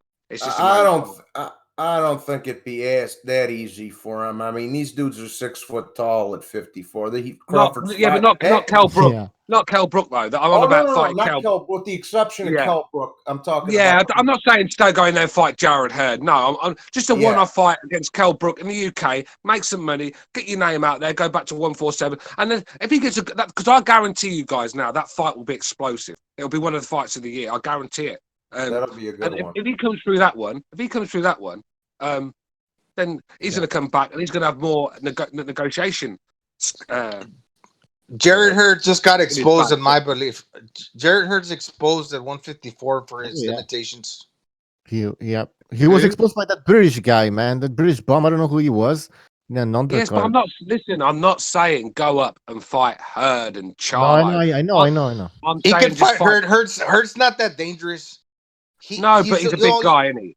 He's a big guy. He's big, but he doesn't hit that hard. The only reason he was doing really good and he was in exciting fights because he was a pressure guy that threw a lot of punches. But if we cannot forget, that Lara fight, even the Trout fight, he was getting caught with a lot of shots until Julian Williams broke him in. Gonzalo, you're talking about Crawford fighting a 6'2" guy. This guy started as a lightweight, bro, for third. Yeah, but like Mr. BDA was saying, he looks pretty big now. I don't like that. He's got long arms. He's got comparable arm size to those guys. I'm with Stu. Go do the Kell Brook fight and then go to 47. See what's there. That's right. And like I said, he'll have a good win behind him then, and I think he'll be able to. I think Spence. Then you can compare the performances, like because Spence went to the UK, beat Brook. How did Terence do? And then that fight will gather more interest, and the Americans will jump on it. And that's when it becomes a bigger fight. Because right now, it don't look like it's going to be made. And Terence, we don't want to see Terence in there with another fucking can, do we? Come on. That Kavaluskas fight was a very good fight. It was a good fight. I enjoyed it. Bay Area Boxing is saying if Shane Mosley fought at 154, then Crawford can. That's true. Mosley also started at 135. Yeah, well, Crawford ain't no fucking Shane Mosley, though. That's the problem with that Bay Area. And also Bay Area. So you're telling me Canelo can go out and fight Beterbiev by that logic, fuckstick? Well, yeah, because he's already gone to 175 before, so there'd be no. I wouldn't have a problem with that. Yeah, but he's gonna fight alive. Yeah, but if he's willing to fight Kovalev, well, then you've got to be willing to fight Beterbiev in my. I'd stick up for Canelo on here, but like facts are facts. If he's, what's the point going after the old guy that's a fucking alcoholic, but you don't want to go after the young lion? Nah, man. If you want to hang around, if you want to sign yourself up to a division, you better go and fucking fight the best, or I'm going to be on your case. Get it that way. At 154, Crawford would fight kind of similar to Tony Harrison, I believe. The style, the power wouldn't be as concussive, and he fights similar to Tony Harrison. Oh well, he definitely will have to change his style. I agree, Gonzalo. He would definitely have to change his style at 154. But he'll slow down. Listen, he gets hit far too much at 147. Mm-hmm. He's going to slow down at 154, and he's going to get stopped. I don't know who's going to do it because I don't know who's going to fight, but he will get stopped in that division. But I'm on about. I think the Kell Brook thing is when you look at options for Terence Crawford right now. I mean, I'm not thinking of many. Do you reckon the Pacquiao Crawford fight could be made? Would Pacquiao and Arum do business? I don't know. Depends on. I mean, I'm thinking about like your Pacquiao, right? Like you said, Pacquiao wants the money. I think there's other options. Crawford. I mean, why would you even fight Crawford? How popular is Crawford, to be honest? But that's what I mean. Kell Brook's career. Kell Brook's career is on the. It's a fight that does wonders for both careers for me. And like Terence Crawford is going to make real good money. Look, they've been losing money on Terence Crawford. They've been losing money on him, and that can't carry on. You know, businesses don't survive by handing out freebies. So Terence has got to start bringing some. And if Eddie Hearn comes in with a $8 million bid to fight Brook in the UK in a stadium, it's going to be 35,000 in Sheffield's probably something like that. Or even in America, make the fight in America. I don't care, but just it's something for Terence to get stuck into, because right now I think he's going stale. And when you start fighting cans, I'll keep saying it, they end up dragging you down to their level. Before you know it, you'll get in there with a line and he'll take you. You think about it, Crawford hasn't had a super fight in a long time now. He's never had a super fight. He's had a lot of of good people, but nobody great, bro. No elite fucking world beaters. Contenders, I guess. Yeah, Gambo, that people can talk shit. That's a decent win. Fucking, Post Styles a decent win. Cavalusca's a decent win. He's got a couple good wins under his belt. It just he doesn't have that fucking to really put him out there. Postol would be his biggest fight so far. Like that, yeah. I guess Postol would be his biggest fight so far. Yeah, I mean, when he fought Amir Khan, I just thought that was just a total waste of a camp fighting Amir Khan. That fight did nothing for his career. I mean, look at him. He was downbeat after that. He was, he said he performed badly. He just couldn't get up for the fight. Amir Khan was shook to his boots the minute the fight was signed. I mean, he sat there like a deer in headlights, didn't he? And it was he got a payday. Shocking fight. You got a payday. Who's this guy we're having on here? We're supposed to get Memo, but I don't know if he's gonna be showing up. I think Diego gave him the wrong time zone or something. No, I think I think Diego Saint Brit says that Diego told him 5 p.m. Eastern, so Diego must have given him. So he must have given him the right time. It's just this guy. I mean, he's probably busy or something, or maybe I don't know. Maybe communication got fucked up. Timeline got fucked up, something like that. Listen, the point is, you guys are talking about. We should get the guy who wants to promote his book. Remember? No, which guy? There's this guy that wants to promote a book about a gay boxer. Oh, well, we could get him. I'm not even joking.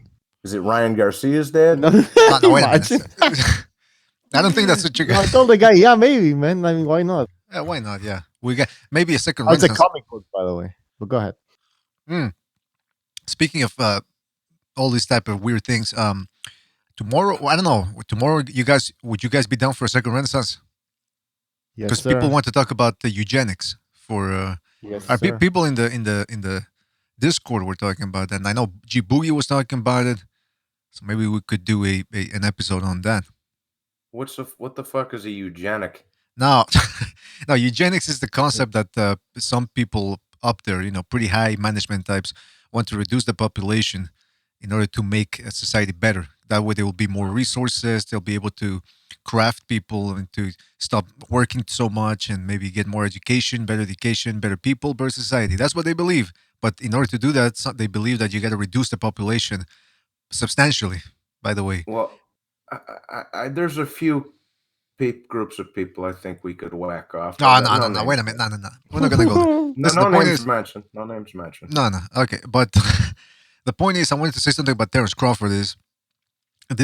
Master Hand says the Georgia Guidestones. Yeah, we would talk about that if we do an episode on that tomorrow. With Terence Crawford, listen. If you just want to do that, then just have a purge every. No, yeah, people are obsessed. I'm down. People are obsessed with that. I'll tell you Stu, I could tell you exactly what John would be like the Washington sniper, John. Dude, listen, I'll tell you exactly what I'd do. This is exactly what I would do. I'd whack a shit ton of people, I'd crack a safe in some fucking huge bank and run off with the money. That's what I would do if it was a purge. There's no police. Seriously, man, you and me, we're fucking done professionally. I can't believe you just said that. That was filled with hate. We're not gonna go there, man. Shame on you, Johnny boy. Shame on you. I would do the same. I would do the same thing too. But hey, shut up! No, you wouldn't. That's what I'm saying. What are you guys saying? This is insane. Listen, the point is this. I wanted to just say something really briefly about Terence Crawford. Terence Crawford, he's in the similar situation to Guillermo Rigondeaux and Erislandy Lara. He doesn't, in the sense that most of what's going on is his fault. He doesn't want to do press. He hates talking to the press. When he finally gets the opportunity of a lifetime and gets on one of the biggest platforms at the moment, which is the Joe Rogan Experience, he goes in there and he shows you that he's got no charisma. All he does is fight. That's all. That's what he's good at. You know, he's not gonna be an entertainer. He's not gonna be a host or anything. No charisma. Then when Benavidez pushes him in that fight, he tries to clock him. Now think about that. That's the sign of a guy that's got no impulse control, because somebody else would say, okay, he pushed me. I'm so confident that I'm going to kick his ass tomorrow. I ain't going to do shit. No. What does he do? He tries to clock him, potentially ruining the fight if he would have hit him. Let's say he hits him and he breaks his jaw. What's up with that? What's that street level thing? Oh, I ain't going to let nobody put their hands on me. Yeah, well, now your paid is gone. Then he fights Amir Khan. He doesn't even want to take on Kell Brook. Kell Brook, who might be damaged goods, just like Amir Khan. No, not even. I mean, I don't know what's going on with Terence Crawford. I've been backing him up for years now, but it's getting pretty hard to do lately. Same here, BD. Terence Crawford is a guy who's like, he's a very good fighter, but he's when it comes to promoting himself, he's in a bad place, basically. You know, he's just in a bad place. Flexible fight. Because he's in a situation where there's a lot of politics. It takes a lot to make a fight. And, you know, you got to blame him for it a little bit. Obviously, he made the choice to stay with Bob Arum. I don't blame him. I mean, somebody offers you money in the bag. I mean, and you compare it to what's out there with all the, maybe he just didn't want to deal with PBC and their stuff. But at the same time, he still made that choice, knowing that making a fight cross promotion with guys like the PBC, because that's where all the top welterweights are at, was going to be hard. And when he had the chance to make the Manny Pacquiao fight, he made it. He put up some obstacles. A lot of it was put up by Bob Arum, I believe. I always go back to, you know, that interview Bob Arum had where he said his matchmakers thinks Pacquiao's all wrong for Terence Crawford at that time. Remember, that was like 3 years ago, something like that. So, you know, he's in a bad place. Can I don't mean to switch gears, but can you believe these greedy pricks are trying to put fucking Tank Davis and Leo Santa Cruz on pay-per fucking view? God, What? Fucking hell. I'd rather watch Leo Santa Claus in the ring than fucking Leo Santa Cruz. Dude, are you fucking, like, really? Of all the things you can... never mind. Yeah, I think I was talking about that with you, Johnny Boy, on the Discord. I think it was you, about how Santa Cruz, ever since he moved up to 130, his power, even at 126, he wasn't exactly running over the elite fighters there. And now at 130, he seems to be just a volume puncher. And he's not even that much of a volume puncher, because in terms of activity, because he hasn't been fighting that much. 2018, he only fought once. 2019, he only fought twice, I believe, against nondescript opposition. Now they want to put him in there against Tank Davis on pay-per-view. Listen, compared to the other fucking Tank Davis fights, it's not that bad. But is this really the PBC plan they want to be on? This is, and here's the thing. The thing with the PBC, to sell pay-per-view, right? There's three criteria to make a pay-per-view star. He's either got to be a good talker, a bit of a gobshite, like Conor McGregor is. He's got to be either a pretty boy with a shiny six-pack like Joshua, or he's got to be a fucking a real KO artist, a fucking machine sort of thing. Them sort of criteria will get you that way. But Crawford's not really any of them. I mean, like I said, he's just and none of them PBC guys either. I mean, you could put them all together and still wouldn't have a personality amongst them. So I mean, so that's the problem with them. They're just very hard guys to sell, aren't they? They really are hard guys to sell.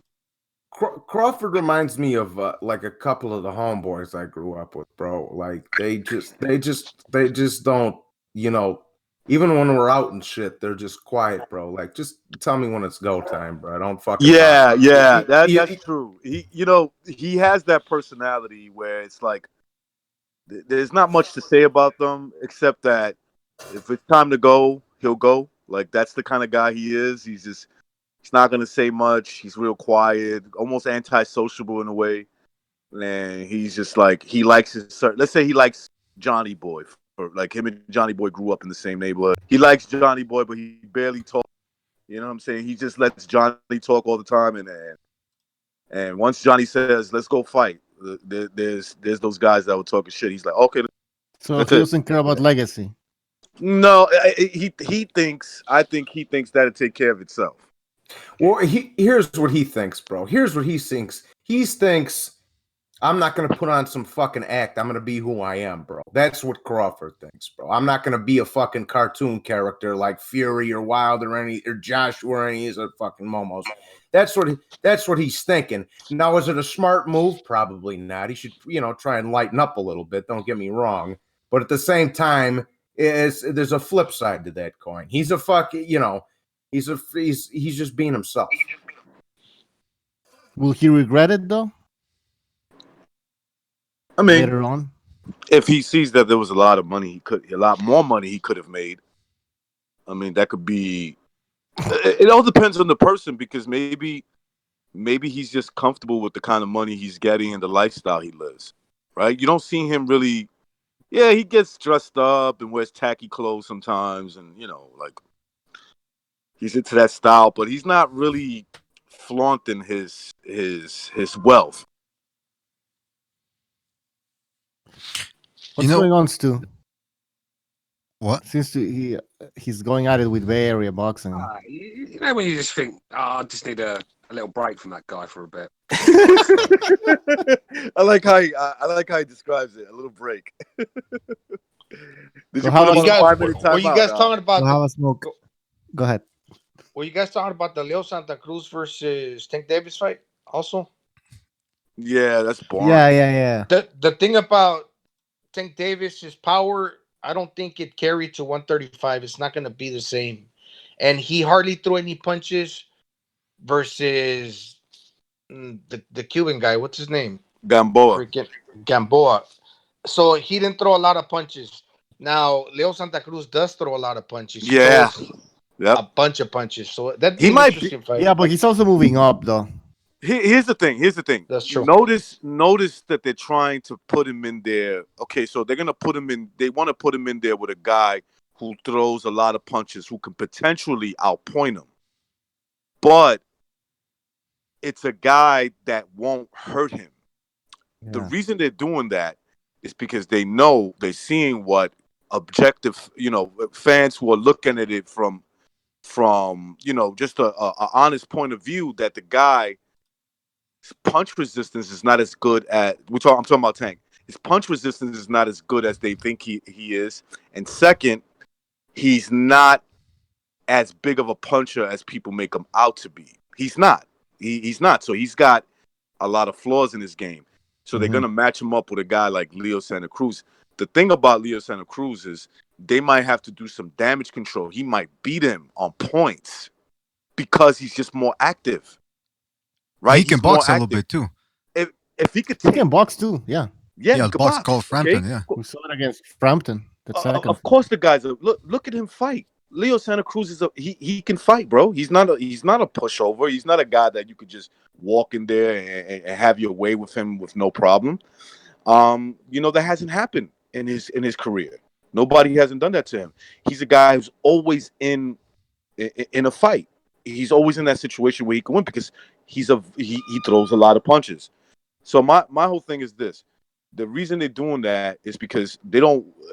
Okay, if they have to play damage control, they'd rather do it on the scorecards, right? Obviously, you can't play damage control if fucking Tank Davis he gets stopped, right? He gets stopped. There's nothing you can do about that.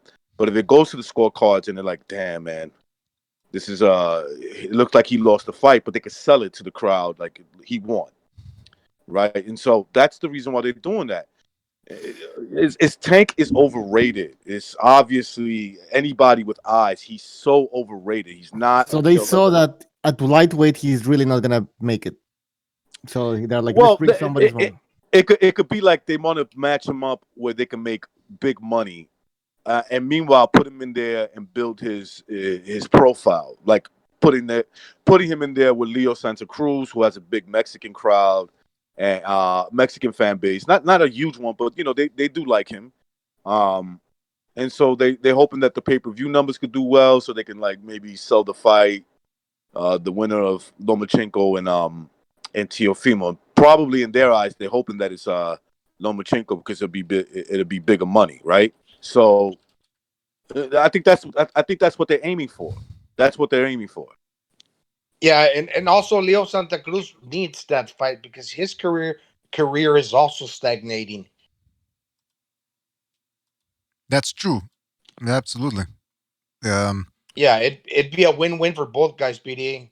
For Tank Davis, more for Leo Santa Cruz for taking the fight if he wins. But you know, I gotta go back to that thing about Tank Davis being overrated. I think he's overrated in the sense for those people that thought that he was going to be the next Floyd Mayweather. I mean, I never bought that. First of all, you guys know I hate when somebody is just coming up and people are already calling him the next this, the next that. Let's see if he can even become the next himself. You know what I mean? But with Tank Davis, I think the fact is he does have a lot of upside. I mean, the guy can crack, even though his power is obviously not what they make it out to be once he's fighting good, solid opposition. But he still hits harder than average. He's got good hand speed, good reflexes, good instincts.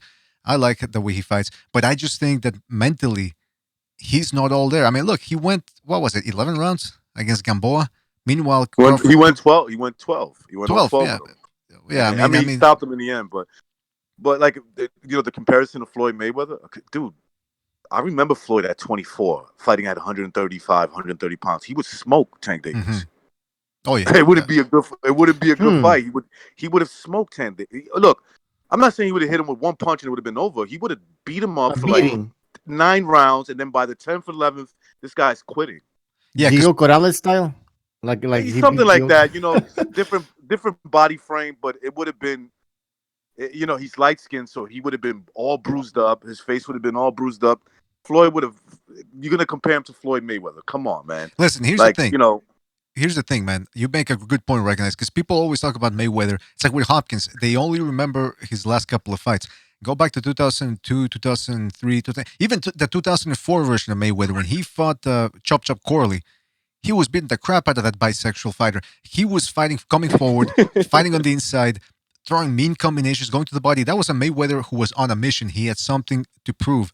That guy against Tank Davis doesn't make it 12. I'm telling you, no, he does not make of course it 12. not. He's not that good.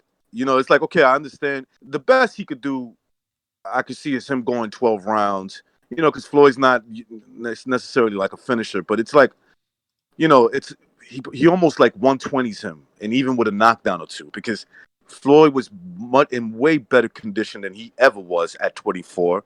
Okay, yeah, Floyd liked to party maybe and get into a little trouble here and there, but he was all about his image in terms of like taking care of his shape and not looking like he's drunk all the time. Mm-hmm. You know, so come on, man, it's a dumb comparison. Like let him work on himself and become somebody. Yeah, the only time I saw Mayweather take somebody lightly, and that's saying something, was when he fought Castillo the first time. And I'm not saying he showed up there out of shape, because apparently from what I hear, he's always been a gym rat. But he underrated Castillo mentally, and that cost him a little bit in the first fight. But Mayweather was always in shape. Like you said, he always took it seriously. He had something to prove. He had a chip on his shoulder. Tank Davis, on the other hand, and this is like Jimmy said in another episode, this guy went through some shit when he was growing up. I think his mother was a fucking tramp or something like that. So that's gonna play mind tricks on you all the rest of your life. The thing about Floyd Mayweather was he was at least, you know, like okay, he did get into some trouble, but he wasn't in a bad situation. He got himself out of a bad situation in terms of like being somewhere where it's bad for him.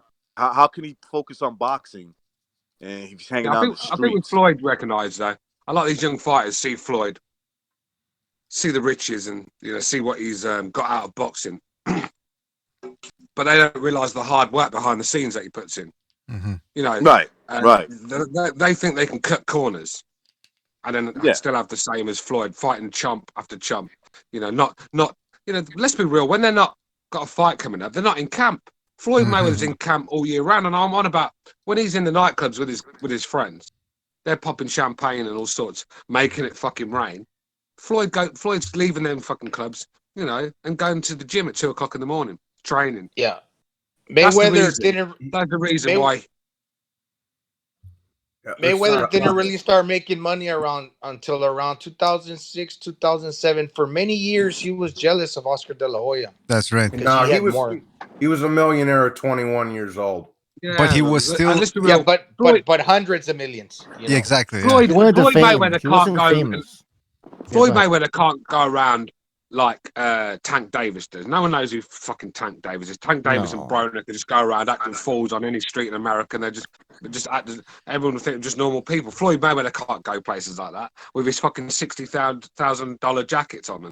Well, I want to say something about that. Can I add something about that? Watches.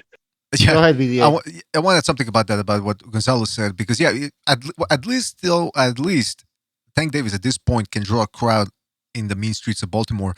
Mayweather couldn't draw a shit. He was getting paid. That was in those days. HBO was throwing money around. If you were undefeated and you were a world-class fighter, they would pay you, even no matter who you fought. Like, remember Roy Jones when he was fighting sanitation workers for a while? That's the money that Mayweather was getting. Now Mayweather, like Gonzalo said, he was making good money, even though he felt he wasn't, because he called it slave wages at one point. But he was making good enough money. Yeah. He was making good enough money, but he wanted, like Gonzalo said, he wanted that mainstream fame. That's why, I don't know if you guys remember this, but in 2001, he was asking for De La Hoya. In fact, before Trinidad was to fight Hopkins, Mayweather was trying to make moves to try to take on Trinidad. He wanted to somehow sabotage the middleweight tournament and take on Trinidad. So that's how hungry he was. He wanted that money, and it wasn't until 2000. Because remember when he fought Victoriano Sosa in 2003? There were 2,000 people in there. Nobody wanted to watch him fight. Nobody. But that's how you break through, though, BDA. You know, this is what makes me fucking laugh about Andy Ruiz. When he goes and beats a star like Joshua, the world was his oyster sort of thing, and he goes and does that and doesn't train and acts like a fool and then loses his belt straight away. Floyd knew that to get to the top, you've got to beat the guy at the top, and that was Oscar De La Hoya. He was the golden cow, wasn't he? You know what I mean? And today there's so many options. You have to beat fucking De La Hoya. I think that's what he did. Today there's so many options to promote a fight. I mean, you got social media, which is a huge help, right? Because if you got a social media page and you're trying to promote a fight and you got a lot of followers, let's say you got like over 100,000. You could do a lot with that. So today, in today's world, it's a little different to sell the fights. But to your point, Stu, like the kind of crowds that Floyd used to draw, it was like very low. But the thing was that he had HBO, right? So HBO was the main place to sell to promote yourself. And second, it made Floyd Mayweather have a certain personality to become a pay-per-view star, because he wasn't going to get it done with his boxing skill. Okay, he's an excellent boxer, but does that sell? No. Floyd has always made his money off the coattails of others. He did it. He knew that. Look, Floyd was, like I said, poor crowds, wasn't really a star until he beat De La Hoya. That opened the gates for him to start demanding pay-per-view, and it went from there. But if you notice, Floyd always fought on a Mexican holiday against a Mexican guy that was popular, that had a lot of fans. Floyd couldn't carry a lot of cards on his own. You're only seeing the cards like Berto. Yeah, not very good. Not very good numbers. Guerrero, these sort of guys. You've got to have a real popular Mexican in there, or a Manny Pacquiao in there, or Conor McGregor. He's always got to have a dance partner to have these numbers, because I know he has a lot of the records for the numbers, but like I said, there's been big dance partners in there like Canelo Alvarez, Pacquiao, Conor. I mean, without them guys, you just got to look at his numbers.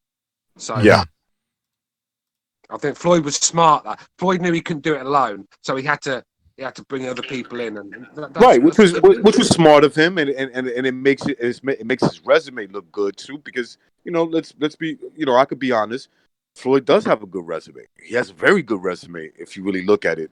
But, he was just a different person, where this generation is like, give me everything for nothing. Mm-hmm. You know what I'm saying? Like, I literally want to make a dollar out of fucking, instead of 15 cents, I want to make it out of 5 cents. Just put in 5 cents worth of work. Give me that dollar. It's like, no, man, you got to. It doesn't work that way. It's not going to translate. I mean, even if they do give you the dollar for 5 cents, what's that doing for your profile? Nothing. And so they got to manipulate the market. They're going to try to put him in there with Leo Santa Cruz on a pay-per-view, knowing that it's Leo Santa Cruz more likely that's going to bring in the numbers, not Well, wait a not minute. Tank. That's true. Don't use that. Don't say market manipulation. You're gonna set Butch off. But it's true. I mean, here's the thing, though, man. It's first of all, it's hard right now being a star. I mean, it's always hard for a boxer to become mainstream. You gotta be special. Look at Wilder. He should be mainstream. He's only now starting to get a little traction going, but he should have been mainstream as soon as he won the championship. I mean, he's a power puncher. He's young. You don't need to be, like I said, a brilliant fighter to be a star, because Anthony Josh has proved. Anthony Josh is a good fighter, but he's not brilliant. He's not, he's not an all-time great. Let's just say that. But what's made him popular is a lot of marketing behind him. Eddie Hearn is corny when it comes to marketing, Anthony Joshua, but he's everywhere. I mean, you turn your TV on, you put number 1 on, channel 1 on, he's in a fucking car trying to sell you that. Put channel 2 on, he's trying to sell you headphones. Put channel 3 on, he's got his fucking 6-pack out, isn't he? Well, I'm not wherever boxing. you go, he's there. When I'm then not you get in your boxing, car. Then you get in your car to go to work, and he's on the fucking billboard on the way to work. So there's no getting away from this guy. And I think, obviously, that with an Olympic gold medal, it helps. But it takes when more I'm to not be in a good boxing, fight. I drive around in my Jeep Cherokee. And This is like New and Zealand, especially at 135, everybody wants to be a superstar. You know, Teofimo Lopez, Ryan Garcia, Tank Davis, Devin Haney. You got all these potential superstars. They were not going to fight each other because they don't want to cancel each other out. Two superstars fight each other. One guy's going to come out on top, and the other guy's going to lose their marketing value. So they're not going to face each other because it's too much to lose. So you Boxing is all about and also, investment. one more thing, the Mayweather mantra or the way of doing business, I don't think it works now because we live in a different time and age. They pulled it off with Mayweather, but exactly. him and Leonard Ellerby trying to do the same with another fighter. The people are seeing right through that. What people don't realise that is business model. Manny Pacquiao and Floyd Mayweather basically made it hard for the next generation of fighters to get away with doing that. Boxing fans woke up that night, and we won't allow that sort of shit to happen again. It's a lot harder for these fighters, but you know they're not putting the work in. These guys are lazy fighters, man. Because boxing has always been at a certain level, more higher than maybe now than ever. I'm not sure, but what I would say, boxing has always been a scam. It's about protecting your investment on the outside, protecting your investment, even if it causes them to have bullshit fights, bullshit decisions, where they get everybody involved and to announcers. I mean, look, think about it like this. We got the fight coming up with Tyson Fury and Wilder Part 2. You know, Wilder made a complaint about HBO's broadcasting, about how he lost the fight, basically, right? He didn't like that. Is Paulie Malignaggi calling the fight again? I don't know. Is he going to call the fight? Well, if he doesn't, what do you think that has to do with it? Let's say he don't. Let's say he doesn't. Or let's say he does, and he's not. We're getting more or less the same fight, but he's saying something different. You think that's a coincidence, or you think that somebody had a talk with him? Well, you know what? Let's get to that. Hold on. He's been banned from the fight. Why? Guys, hold on. Let's yeah, just real quick because we got a phone call. Let's go to the phones here. 929, you're on the air. 929. What's up, Virtuoso? Oh, it's Virtuoso. How you doing, man? I hear a little echo there. Is that right? Well, just ignore it for the moment. Okay. All right. So let me put this in context. The people that get paid, to fix a fighter's face, any structural damage to their body, a surgeon, right? They get paid like less than a quarter of a boxer's salary. That being said, what is the fucking what is the problem with just trying to be the best in your division? Like, for a few years now, I've been hearing about Tank versus Leo Santa Cruz as a possible matchup. But as I hear it as a pay-per-view, I'm like, it just turns my stomach. To me, that's a network fight or a Showtime fight. Mm-hmm. Those two fighters I don't think they have much of a fan base to excite their fans. They don't have much of a fan base. or at least whatever that remains of them. They don't have much excitement between them to promote a fight as a pay-per-view. Now, the difference between that and let's say Teofimo versus Lomachenko, that's it's pretty obvious. I mean, both understand that there's an obstacle in their way, and they have to get rid of it before they move on to another weight class. I understand that. Now, more or less, Teofimo has plans to bigger and better things and super, lightweight, and I can see that happening. But the thing is when two fighters are the same weight class, are in the same promotion, and there's not much between them, there's not much world beaters between them. You got to. It's your responsibility as a prize fighter to fight the man in that division. To be the man, you got to beat the man. It's that fucking simple. Yeah. And no, you're right. Yeah. And these fighters today, to me, I think I'm gonna quote what a boxing writer said before. These fighters today, they want to be Money Mayweather, but they don't want to work the way what it took to be Pretty Boy Floyd. Pretty Boy Floyd, took on challenges in the lower weight classes. He did his thing, and then he leveraged his way out of a top rank contract because he didn't want to fight whatever Margarito or whatever fighter that was going to feed him. He was not getting the top billing the way De La Hoya was, and he had to self-promote with Golden Boy. Now, I understand that you want to optimize your earning potential by making business decisions, and when I mean my business decisions, that means cherry picking. But you have to understand that boxing today is a mixed sport. It's not as popular as football or the NBA these days. If you want to make the top dollar, you got to face who's out there, who's the man, who's a notable fighter. And all these showcase fights prove that that you're not going to gain much traction. See, I keep hearing about PBC that it says, okay, hey, at least you're getting a free fight. They try to rationalize this bullshit showcase fight so hey, it's free. But what you don't understand is that whole free fight, business model is a stick and carrot. They're trying to draw you, to these fights in order to gain interest, in the possibility, not the problem, not that it's out there that's determined that they're going to have a big pay-per-view fight, a big super fight, but the possibility that they might have a pay-per-view fight with a notable fighter, but who's maybe on the decline. You brought up the way I see the current, the current, business landscape of boxing. You brought up a great point, man, about how these fighters don't want to they want to be like Mayweather, but they want to work like Mayweather was doing via a circuit 1997 to 2006, 7. That's when he was young guys fighting. are soft. But that's the thing, though. But yeah, and the other thing is when this fight, I mean, come on, Santa Cruz versus Tank Davis on pay-per-view. That's because, like Jimmy said, they don't have money. Fox Sports doesn't have the money to pay those guys for that type of fight. I mean, pay-per-view, the Rwandan genocide would have been less immoral if it would have been shown on pay-per-view. I mean, these I was gonna tell insane. you, BDA. Look, when I was growing up, and I'm just using one city, obviously, one city in this big world, and it's specific to America, right? When I was growing up, you go to a boxing gym, you see dudes your age, they were all in good shape. They were like more or less on your same level, right? And then the gyms would be like pretty packed. Today I go, the gyms are pretty empty.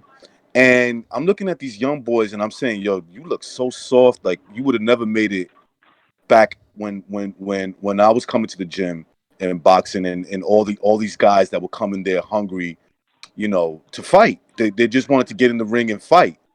And like today you gotta like almost kind of like, yo, you gotta ask them, are you gonna spar today or what? What you gonna do? And they're like, recognize there's too many distractions these days. You got to remember when that's the great they're on their phones while they're working out. They're on their phones. Well, listen, a lot of them are pretty boys that don't want to get their nose broke or they get a black eye. But what it is, right? Back in the day when all the great fighters were coming through, I mean, they didn't have PlayStation 4s, mobile phones, and internet. All these distractions. Basically when we were younger, we just went out and did fucking sports. That's all I did when I was a kid. Do you know what I mean? Just fucking did sports all day long until I went to bed.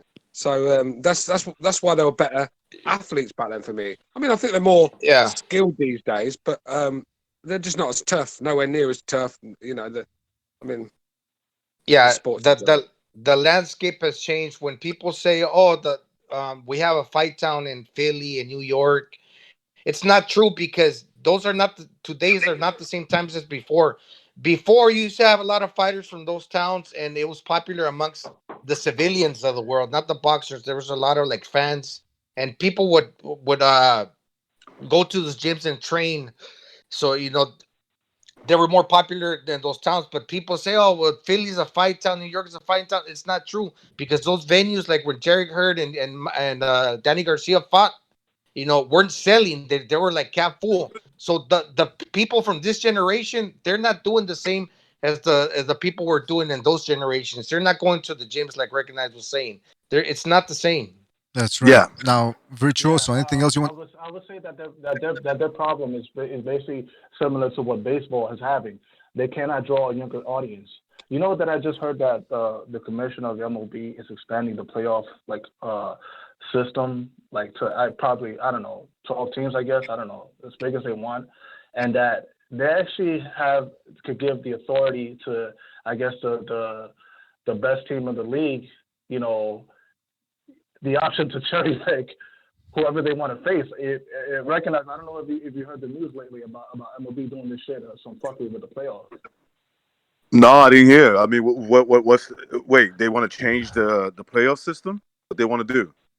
Yeah, they want to bring in more teams, to try to attract the casual fan base. And I guess the winning team, I guess the best team in the league, or the National League or American, they can cherry pick whoever they want to face. What are we No, that's about stupid. baseball now? First of all, that won't Virtuoso. I don't think that will work because that goes against the whole team aspect. Okay, if you finish at a certain spot, the playoff format, right? The playoff format is like this. The current playoff format is the best seed faces the least best seed, and the second best seed faces the less the second to last seed.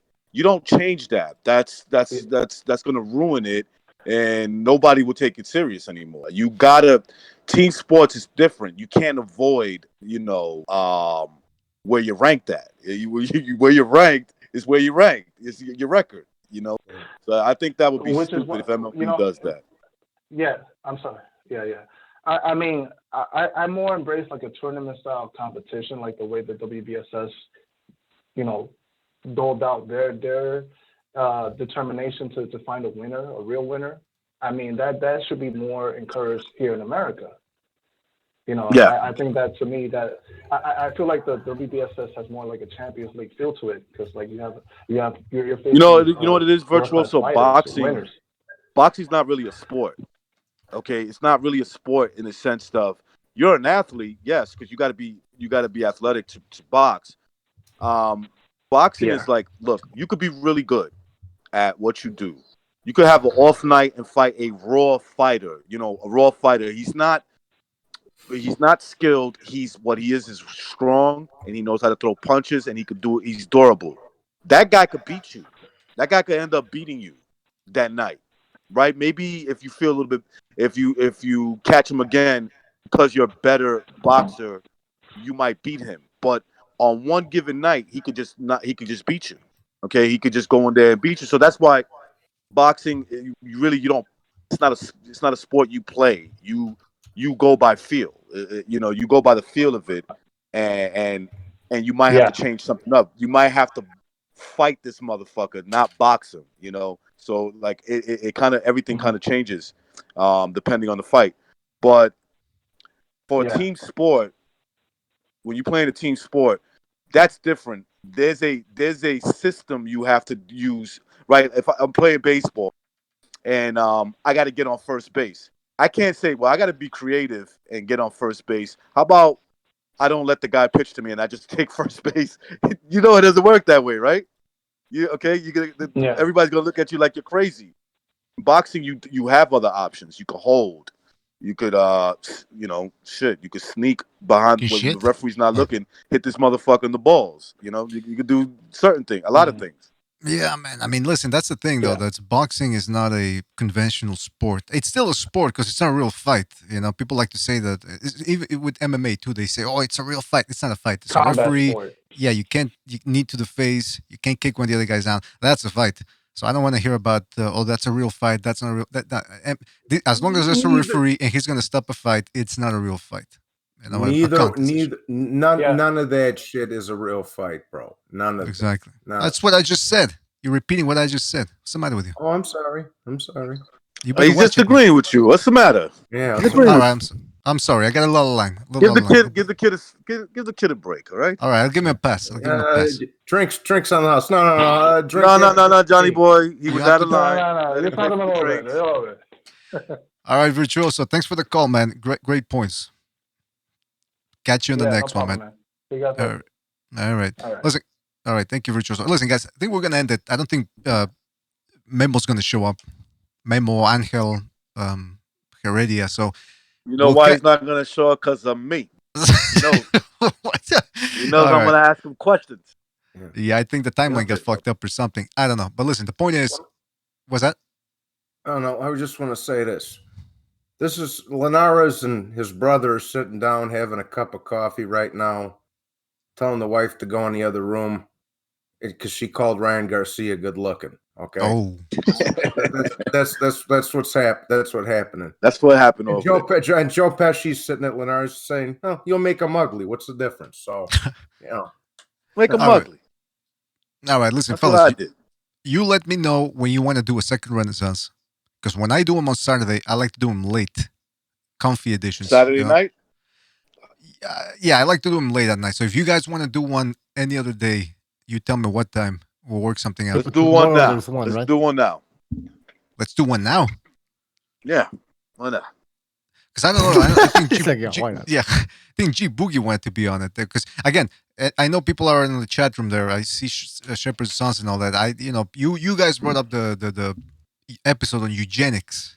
I know Recognize was talking a little bit about that too on the Discord, and he was talking about so we're gonna get to that next episode of Second Renaissance. So you guys let me know when you can do it right now. This Saturday, going to a birthday party for my little broski who's turning 40.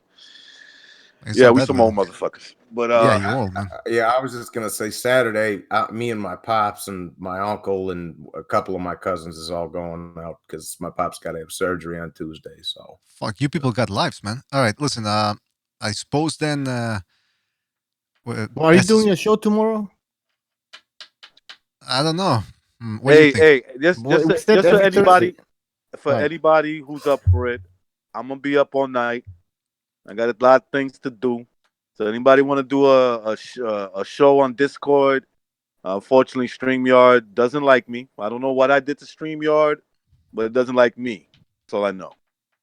So if anybody want to do a show on Discord, let me know. Yeah, I don't know what's wrong with you in StreamYard. I mean, StreamYard, I've only used it. Oh, sorry, Butcher, you were going to say something? You know what it is? StreamYard's racist against Puerto Ricans. I don't think it's racism. I think, what? No, I was just going to say StreamYard does suck ass when I'm on my phone, bro. It's always terrible when I'm on my phone. Yeah. I was going to say, if Mr. BA doesn't do a Second Renaissance tomorrow, I'll host it. Because I want to do every Thursday nonstop a Second Renaissance, at least every Thursday. Well, that sounds good with me. You can do it as early as you. Well, not too early. All right, don't get crazy. Like 6 in the morning. But if you want to do it late at night, you want to do it during the midday. Tomorrow, I'm open. All right. I'm open. Yeah, same here, actually, Bucho. So hey, Bucho, BDA, have you guys ever considered renaming the channel? Because look, boxing's never gonna blow up. There's a certain limit to like what people that listen to boxing, but the other channel could get bigger because it's just about other stuff. But I think the name doesn't help it because Second Renaissance is very popular in other. But not too many people. Not too many people are interested in hearing about the fucking occult and fucking heads getting chopped off either, bro. I mean, it's. You know what? Bucho would make Second Renaissance very interesting. It's just that YouTube has too many guidelines. Yeah. That's a good point. I don't think the name matters. I've seen some channels with weird ass fucking names. There's nothing wrong with the Second Renaissance. It's just that we're not allowed to. That's the problem. You know, so Right, because certain things. there's certain people here that get offended. You know, their Well, feelings are hurt. the point of the second renaissance is we're not telling people what to think. We're just discussing anything and everything. We're just asking questions. That's all we're doing. So it's an entertainment slash educational show just to raise awareness about certain things. And that's it. We're not taking this particular stance on anything. So if YouTube thinks that we're trying to disseminate information or that's not the intention. That's not the intention. We're just trying to talk. That's all we're doing with each other. It's a conversation that everybody can listen to. That's it. It's not a academic. YouTube knows that that this is just a discussion. It's not about propaganda. Everything is propaganda, right? YouTube is propaganda. That's right. They ban who they want to ban. Okay, so